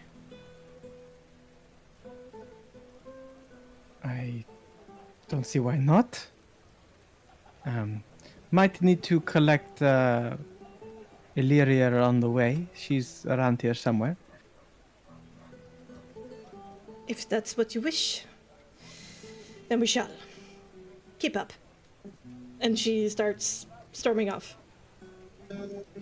Okay, we keep up, and I say to Jivkos, hey, you're the tallest here. If you can spot the only redhead here, one of the very few redhead here, then shout out. I shall. She goes back to her people first, and she like barks, like almost commands to them, of like fan out and search for Lady Lyra and bring them to her. And they give this like nod of respect at these orders, and they go. Which wouldn't sound so, I make these sound like, impressive. This could have been normal behavior for, about anybody, but it's a little bit new for Nyx.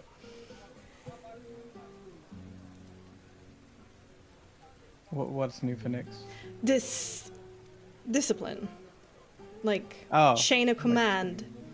Oh, I see. Yeah. Chain of command in the Vistani? Are you kidding me? Mm-hmm. How does it? The only chain of command is a sexual move. Exactly. How does Oh, it it- measure up to, like the Order of the Silver Dragons just discipline? I assume nothing alike. Yeah, no, I mean, it's certainly not as, like, evolved, I guess, but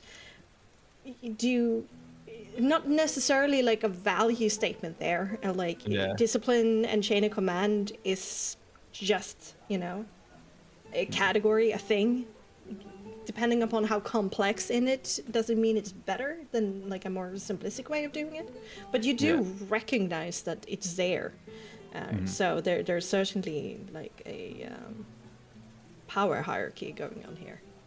It's an attempt at the very least, yeah.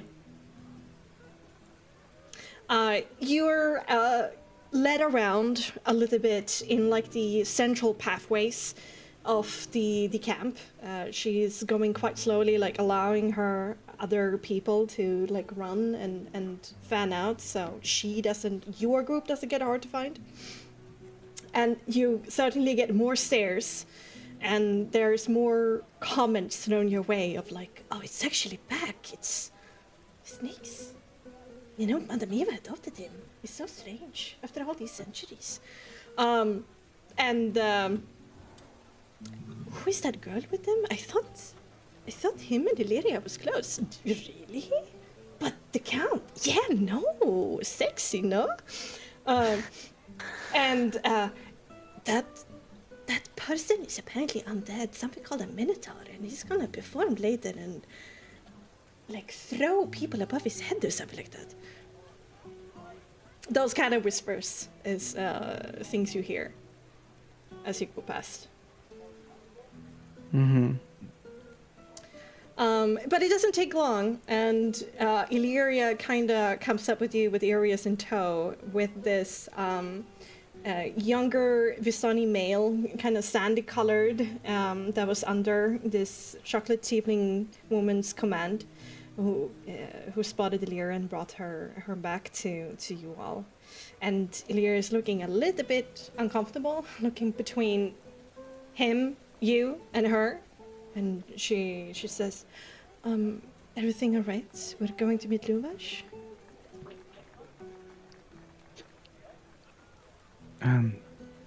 We don't know. Why are you sweaty? Nix, what have you done now? No, what's with the tone?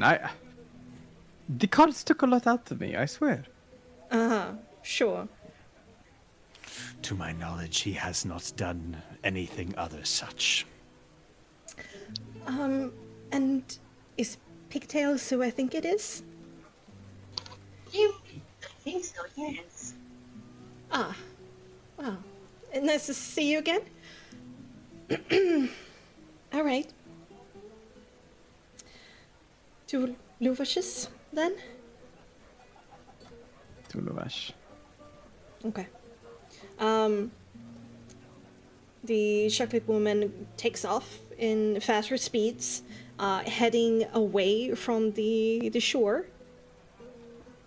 And as you walk and follow a little bit behind her, Illyria comes up to you to, again, squeeze your hand quickly. And she leans in and says, well, I was interrupted quickly, but it seems like Aragorn has quite a support.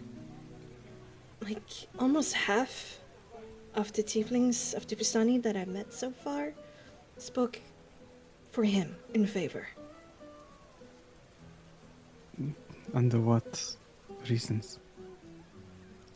Just because he led the Velaki Vistani? There's a lot of talk about, like, money and resources. Prosperity is a word being thrown around about.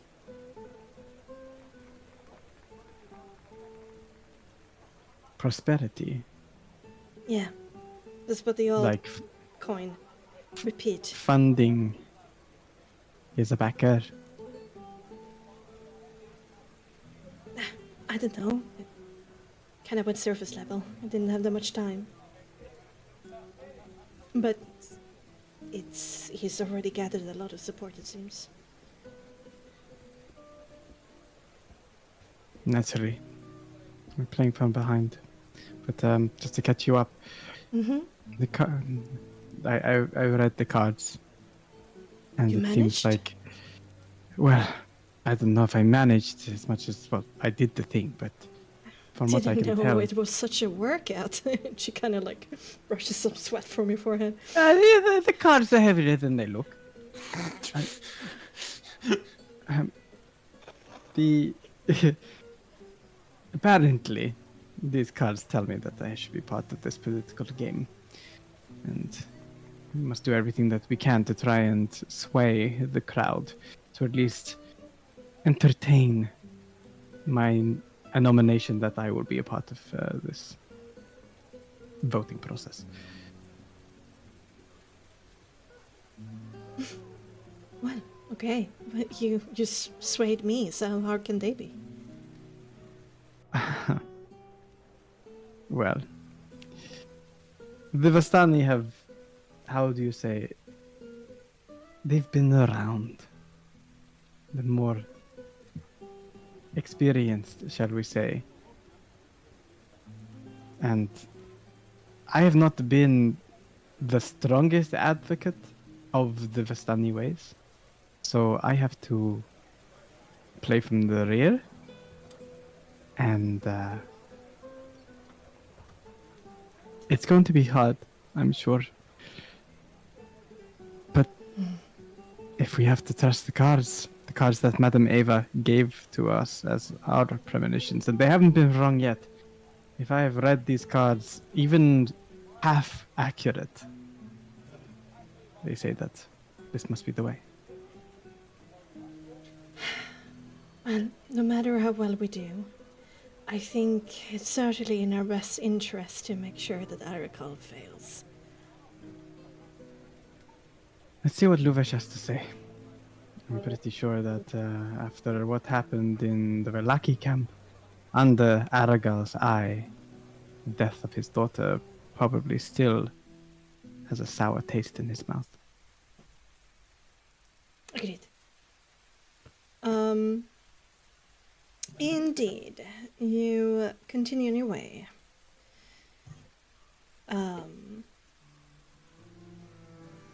The chocolate Vistana leads you southward to the outskirts of the larger Circle camp, quite close to the path that heads towards the Hanged Man's Crossroad. Luvash's circle sits a bit disconnected from the rest on the apex of a small hill that would allow his camp to somewhat look down upon the other circles below. Here at the edges, 20 or so curious Vistani, not wearing armbands, gather to gawk and observe. Around them are a couple of Luvash's followers with the blue armbands actively talking to them.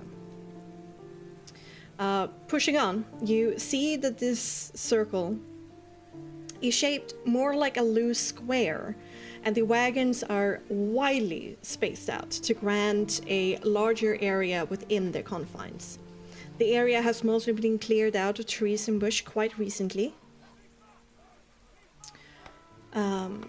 And it has 5 main areas, 4 for each corner and 1 in the center. The one in the center is the normal Vistani campfire with logs and other sitting arrangements, protected by a hoisted up cloth roof, but sits for now empty. The other areas are quite alien to your perception of Vistani. You observe one corner being a dining area with several roughly hewn benches and tables in neat rows, and a cooking station beside it, where a dozen or so Vistani are currently eating at, all dressed in various form of armor. The second corner is a noisy grid of working stations for wood, leather cloth, and metal craft, where several Vistani can be seen working diligently on more arbands and pieces of arms and armor. The third corner has been completely cleared of the underbrush and instead covered by hard, stamped earth. There, a grid of 10 Vistani dressed in armor with various melee weapons in hand are being trained in drills by a commanding Vistana that directs from the side. The last corner is a dug-out fighting pit, where several Vistani cheer on 2 combatants within that wrestle with each other.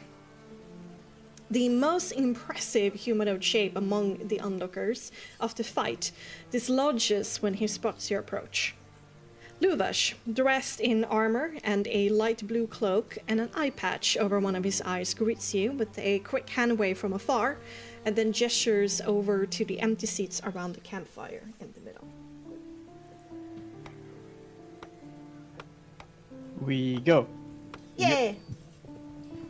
Can you post that text Yeah, for sure. somewhere? That's a lot of information to retain. Yeah. Absolutely.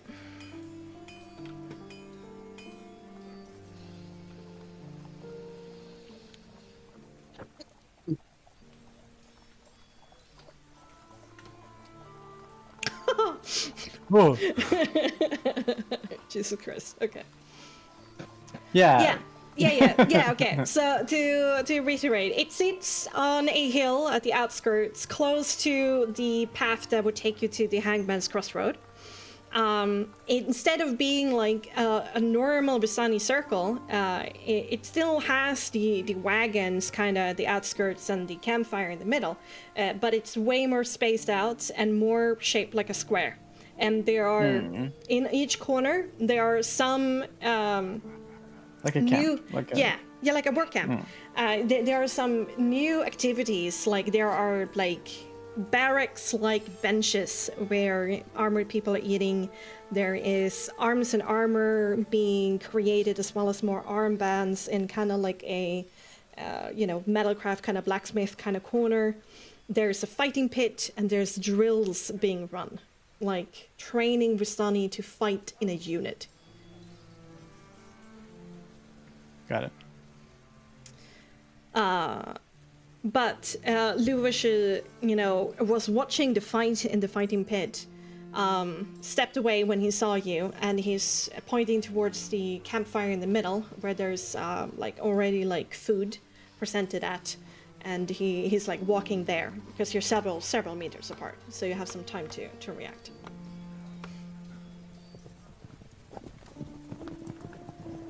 I guess the only thing that surprises Nick is obviously the military style aspect of this is training as if there's gonna be a war, and also the armbands in terms of are they making a lot? Yeah, what you can see there on the side is basically baskets full of blue armbands, of different quality and different shades of blue. It seems a little bit hard to source the same kind of color and patternless in some cases, but they're pulling apart other types of cloth, like tapestries and different kinds of can even be tent canvas, anything that is light blue, and they're making them into Have we armbands. seen any other colors since we've been walking through the camp? Was anyone else wearing? No, that's is it why Team Luvash, Team Blue? Yeah, Team Red, yeah, Aragon? no, it hasn't. So that's also why it stood out to you, because this is the only group of Vistani that have chosen to basically dress as a group. A uniform, yeah. Yeah. Okay. Go enjoy it. As Nyx goes up to Luvash with his outstretched hand, he says, Luvash, I hope you're doing much better than last we met. You planning for an invasion? As you approach each other, even though Luvash's face twists in a friendly smile at your outstretched hand, it doesn't quite manage to wash away some sadness that lingers.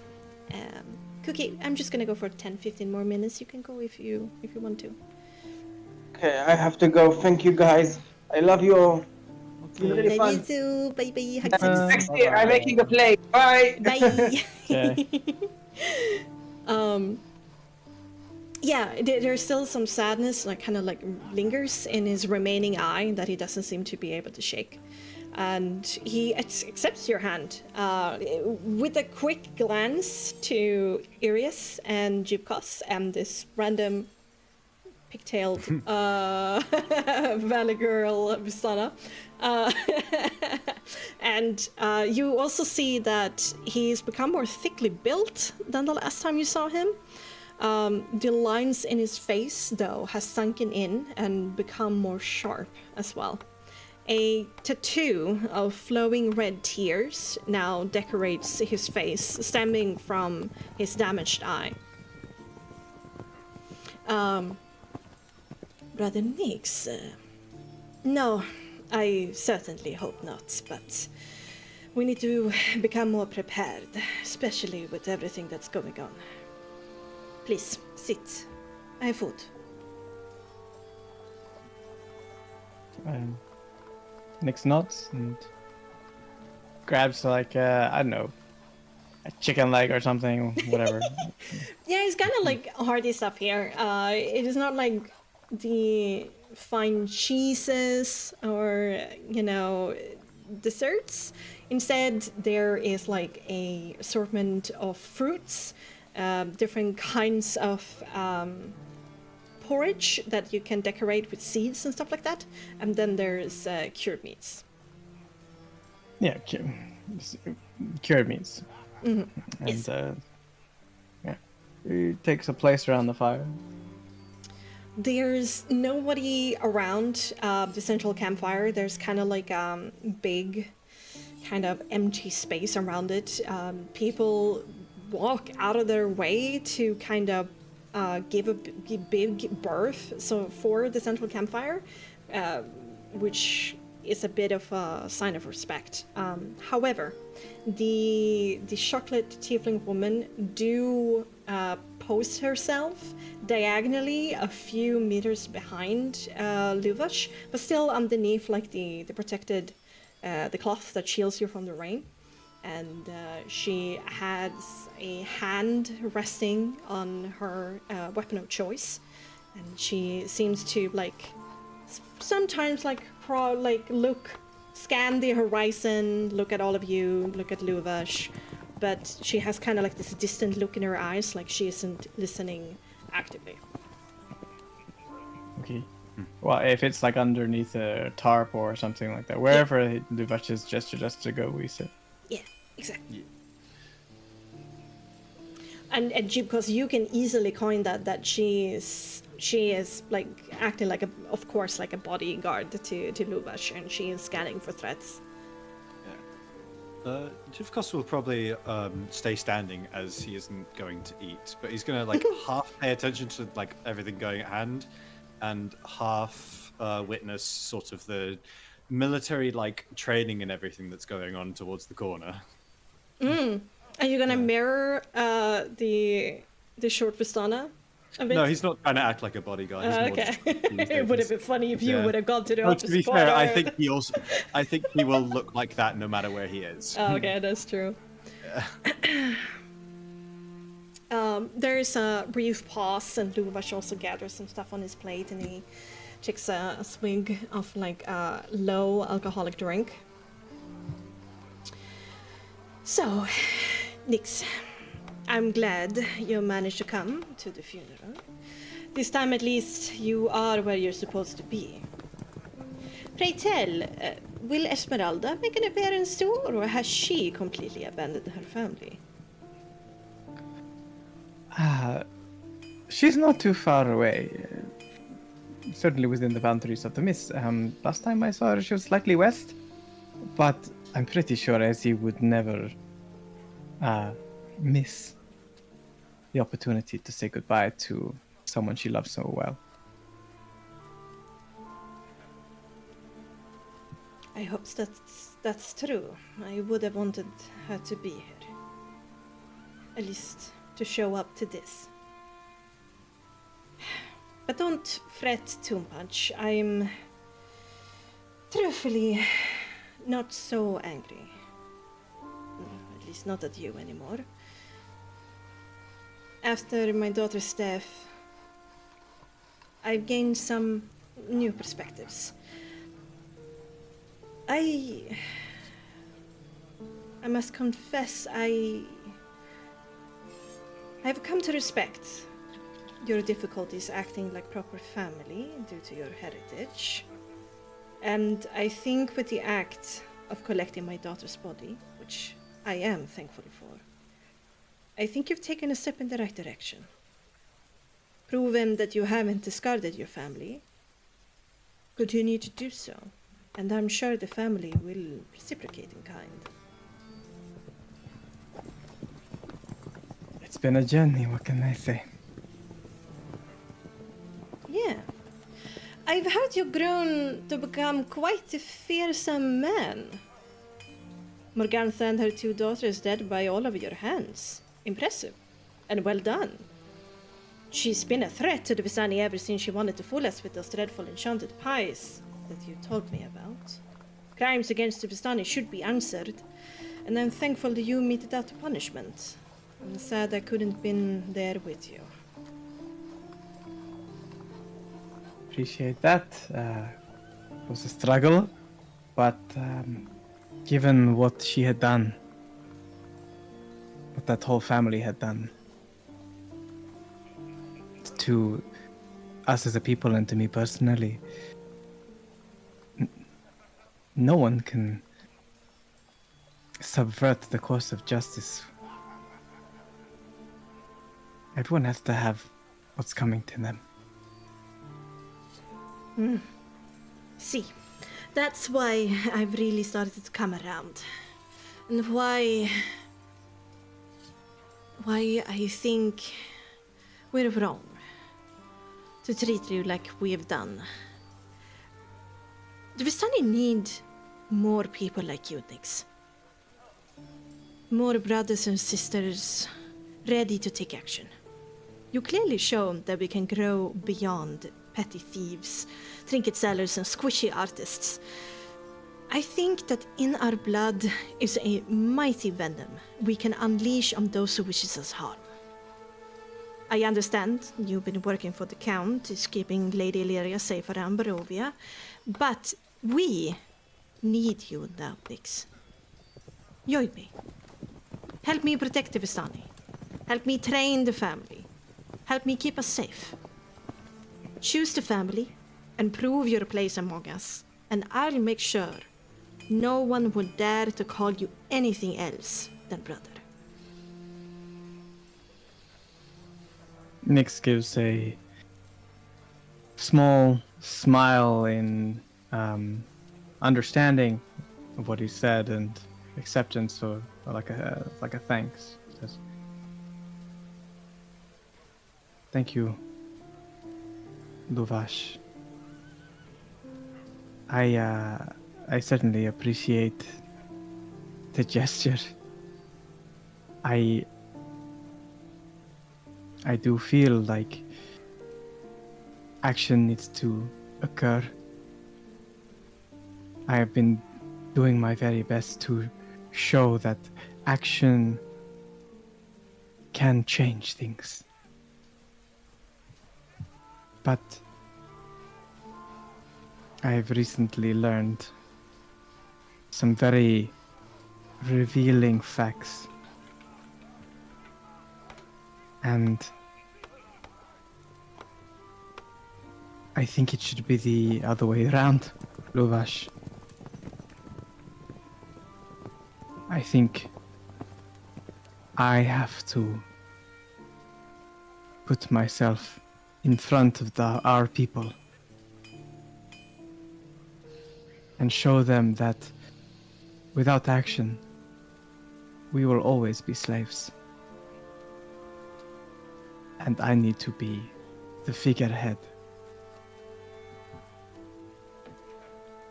And so I extend the same offer that you have extended to me.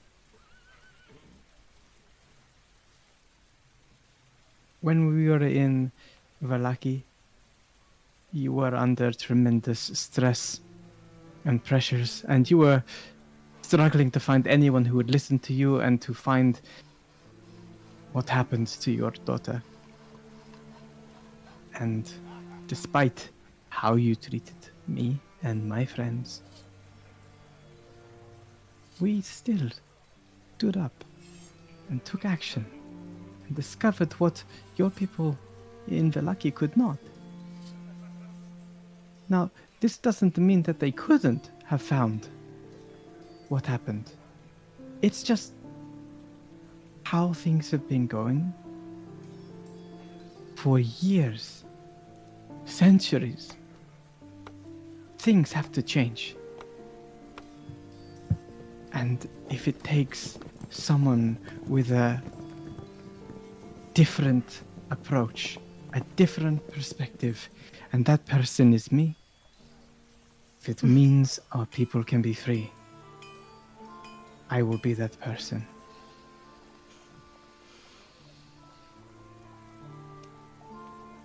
There's a bit of like a rumble of a laughter, and he kind of looks out to the tree line a little bit with a little bit of like appreciation and like a slow nod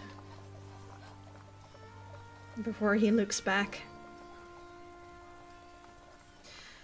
Well, I'm certainly glad to hear that you consider me a stand-up Vistana enough to want to have me on your side. The feeling is mutual. However, Nyx, I have spent many years initiating myself among the Vistani people. They know me. I've helped train many of them for the perils of the road. Been there when they needed my help. They look up to me as a symbol of safety. As I've said, we are all impressed of what you have accomplished as of late, but I'm afraid, and I am saying this truthfully and openly, not in an attempt to hurt you, but to help you. You are not leadership material, Nyx, and perhaps in a couple of years when you've grown and made yourself more known, spent more time with the Vistani and not hiding in Madame Eva's tent. Perhaps then there is a truly bright future for you. But you cannot believe that anybody would actually vote for you. Nyx smiles and like almost reflects on what he's saying, but responds and says, "It's true. I am younger than you, and it is also true that you are more integrated into the people than I was. I was quick to renounce the hypocrisy that has been bleeding through our tribe when we bowed our heads to Strahd's gold and looked the other way when our kin died. And I rejected the idea that Vistani should accept crumbs from a tyrant's table. And for that, some may call me reckless. But is it reckless to want more for our people than what we've had? Is it reckless to reject a false master? Along my travels, I have been compiling stories, a reflection of what it's taken to get me here. So let me tell you a story, Luvash. There was once a wolf, fierce and proud, who lived among sheep. The sheep were content with their lot, grazing in the fields and hiding from the wolves of the night. The wolf, however, knew that the safety of the herd came with chains. A shepherd who fed them only enough to keep them docile while stealing their strength. I am that wolf. I refused to stay among the sheep. I refused to wear the collar, to be kept weak by the whims of a tyrant that sits in that castle overlooking us. If you want a leader who will keep you grazing in the fields, quietly accepting whatever fate Strahd decides, then follow yourself or one of the elders. But if you want someone who understands that the only way to break free is to fight for it, then follow me. I am not really for metaphors or veiled messages, but I think I catch your meaning. The fundamental point that we differ is that I believe that we can turn the Vistani into wolves. And we will be able to treat with that other wolf on equal ground. But we need to do so carefully, for the protection of our people. Lovash, if we have the same goal, if we together are looking to break the chains of the sheep that is our people, because what we have now and what has existed for too long doesn't work. The way that Aragal has led the people in the Lucky has not led us to any other position than under the shackles of a tyrant. Yes, I know. I've come to disagree with my brother more and more these days. And there's certainly been a rift between us. Especially now. But, Nyx, I do like your spirit. I see a little bit of my younger self in you. In some ways. But we need to have some temperance too. Too radical of a change too quickly can lead to disastrous consequences. One step at a time. We need to build up the Vistani's strength, so we have a better hand to play. And we need to isolate ourselves from all of these other powers that be. We need to look inwards and protect each other. You speak with the rashness of youth. And I've said so before, we do need more of it. But we need to have a more of a tempered leader. And I'm sorry, Nyx. I am better for the Vistani than you are, currently. So again, I'm willing to With all take you due underneath respect. my wing. I think that we can create a good partnership.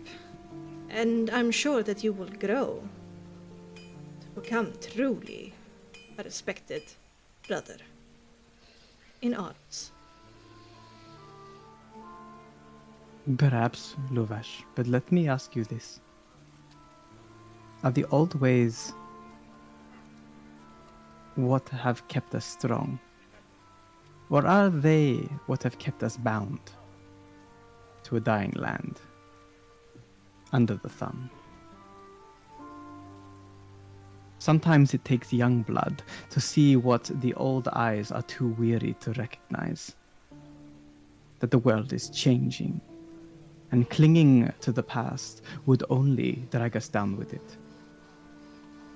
Besides, I have spent time with some outsiders from beyond the mists. We, the Vestani, have always walked between worlds with permission.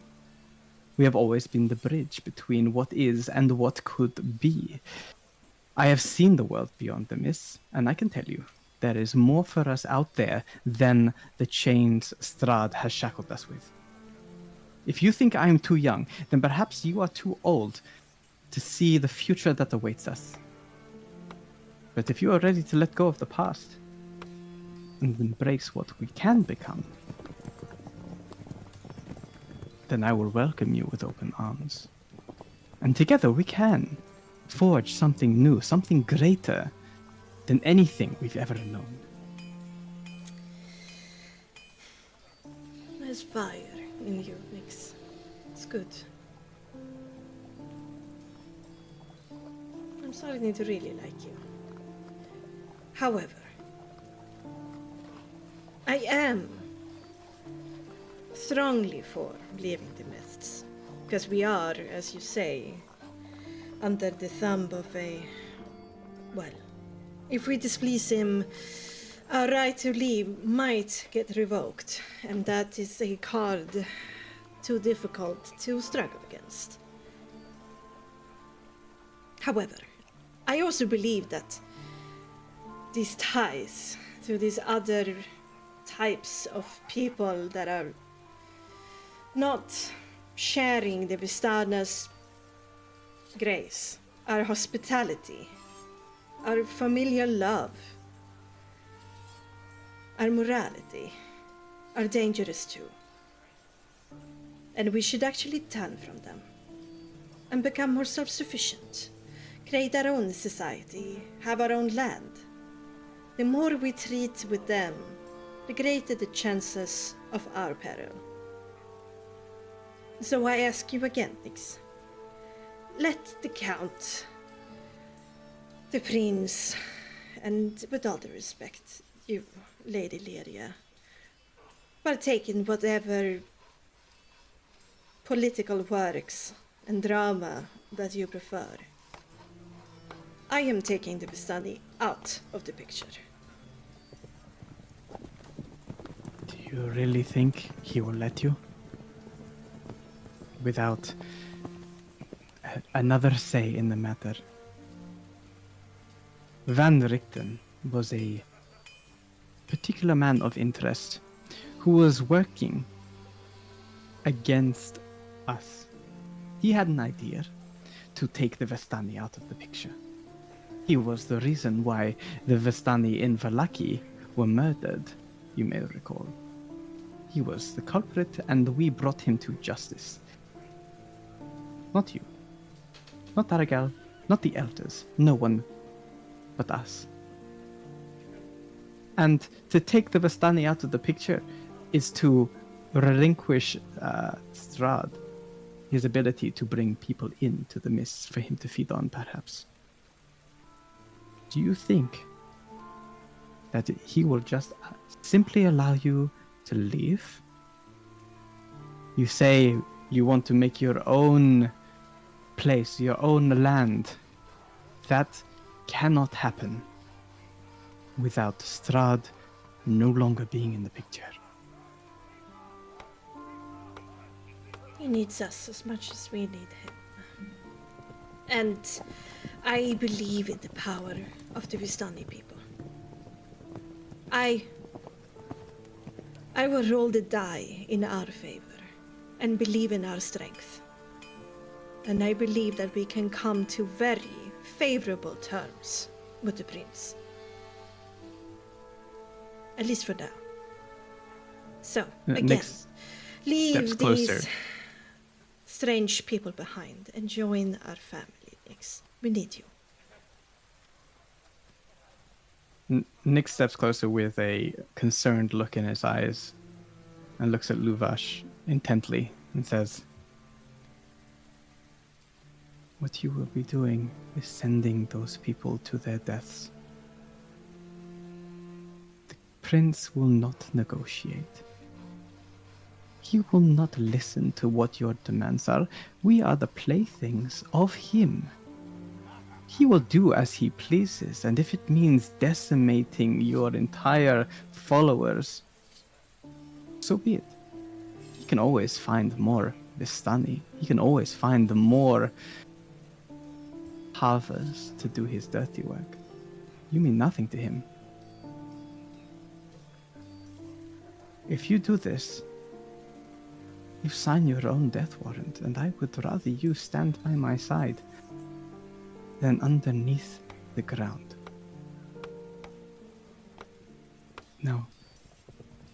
I have one last thing to potentially try and sway you. He nods And slowly. Nyx produces the Taraka deck. You know what this is.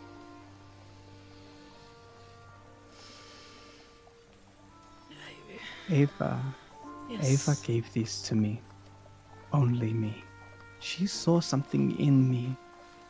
Her last prophecy was about and he gestures to the party, our future and the involvement we will play in freeing everyone within the Valley of Barovia, including you and your people. She gave these cards to me because she knew I was the one. I should be the one who leads people. And I have already performed my first reading. One of his eyebrows does a little twitch up before he controls his face. And he doesn't speak for a while. He kind of turns inwards, furrows his brow, and thinks for a good minute.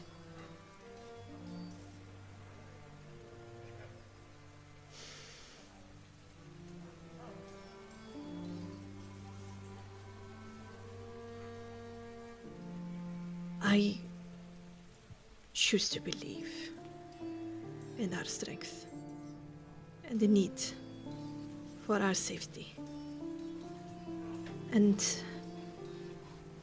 I spent some time with the prince, and Aragal has spent... I know of their dealings. I don't think it would come to that.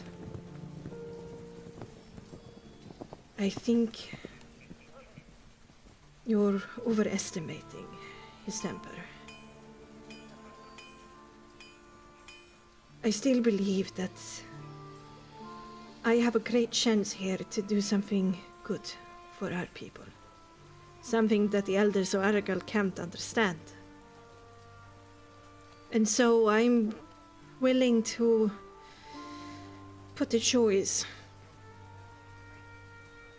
in our brothers and sisters' hands. And may Eva guide us from wherever she is. And if she's right about me, I will take that mantle with responsibility and solemnity. But if fate, if the family would choose you, I would step behind you.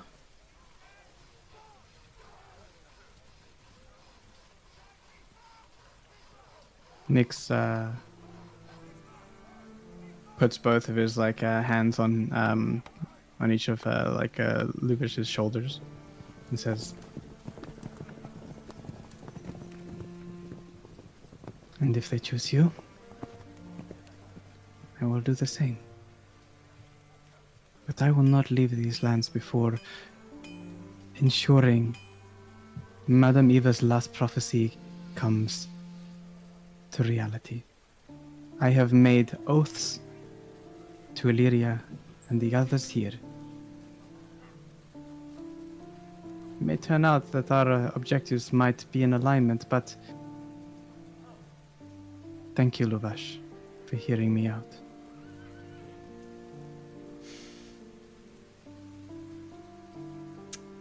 Thank you for coming. Thank you for listening too. I'm quite proud of the man that you've become. Let the best man win, and He holds out his hand to shake. Nix shakes his hand. Then good luck. I've been here Don't for do anything. Go ahead. I've been here for some time. Aragal right now is being very crafty, and the elders have a lot of familial support. It's going to be an uphill battle for you, but I am looking forward to see you fight. Don't do anything stupid, Luvash, okay?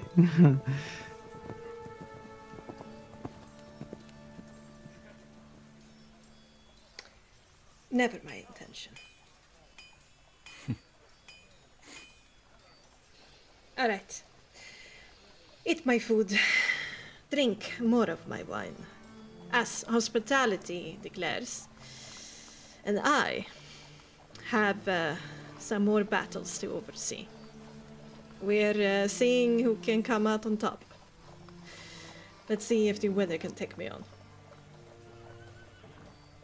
And he gives you a big smile, a pat on the shoulder, and the rest of the party, he only gives like a nod, a special one to Illyria, and then he leaves. And during that whole like time, conversation, Luva's focus was on Unix. It was basically never Illyria. And that's a little bit different from how you experienced the Vistani treat you as a group before. Yay! Yay! Gain the respect. Oh my god. You're actually paying attention Respect to plus me. one. Yeah. Everybody liked that. Yeah. And with that,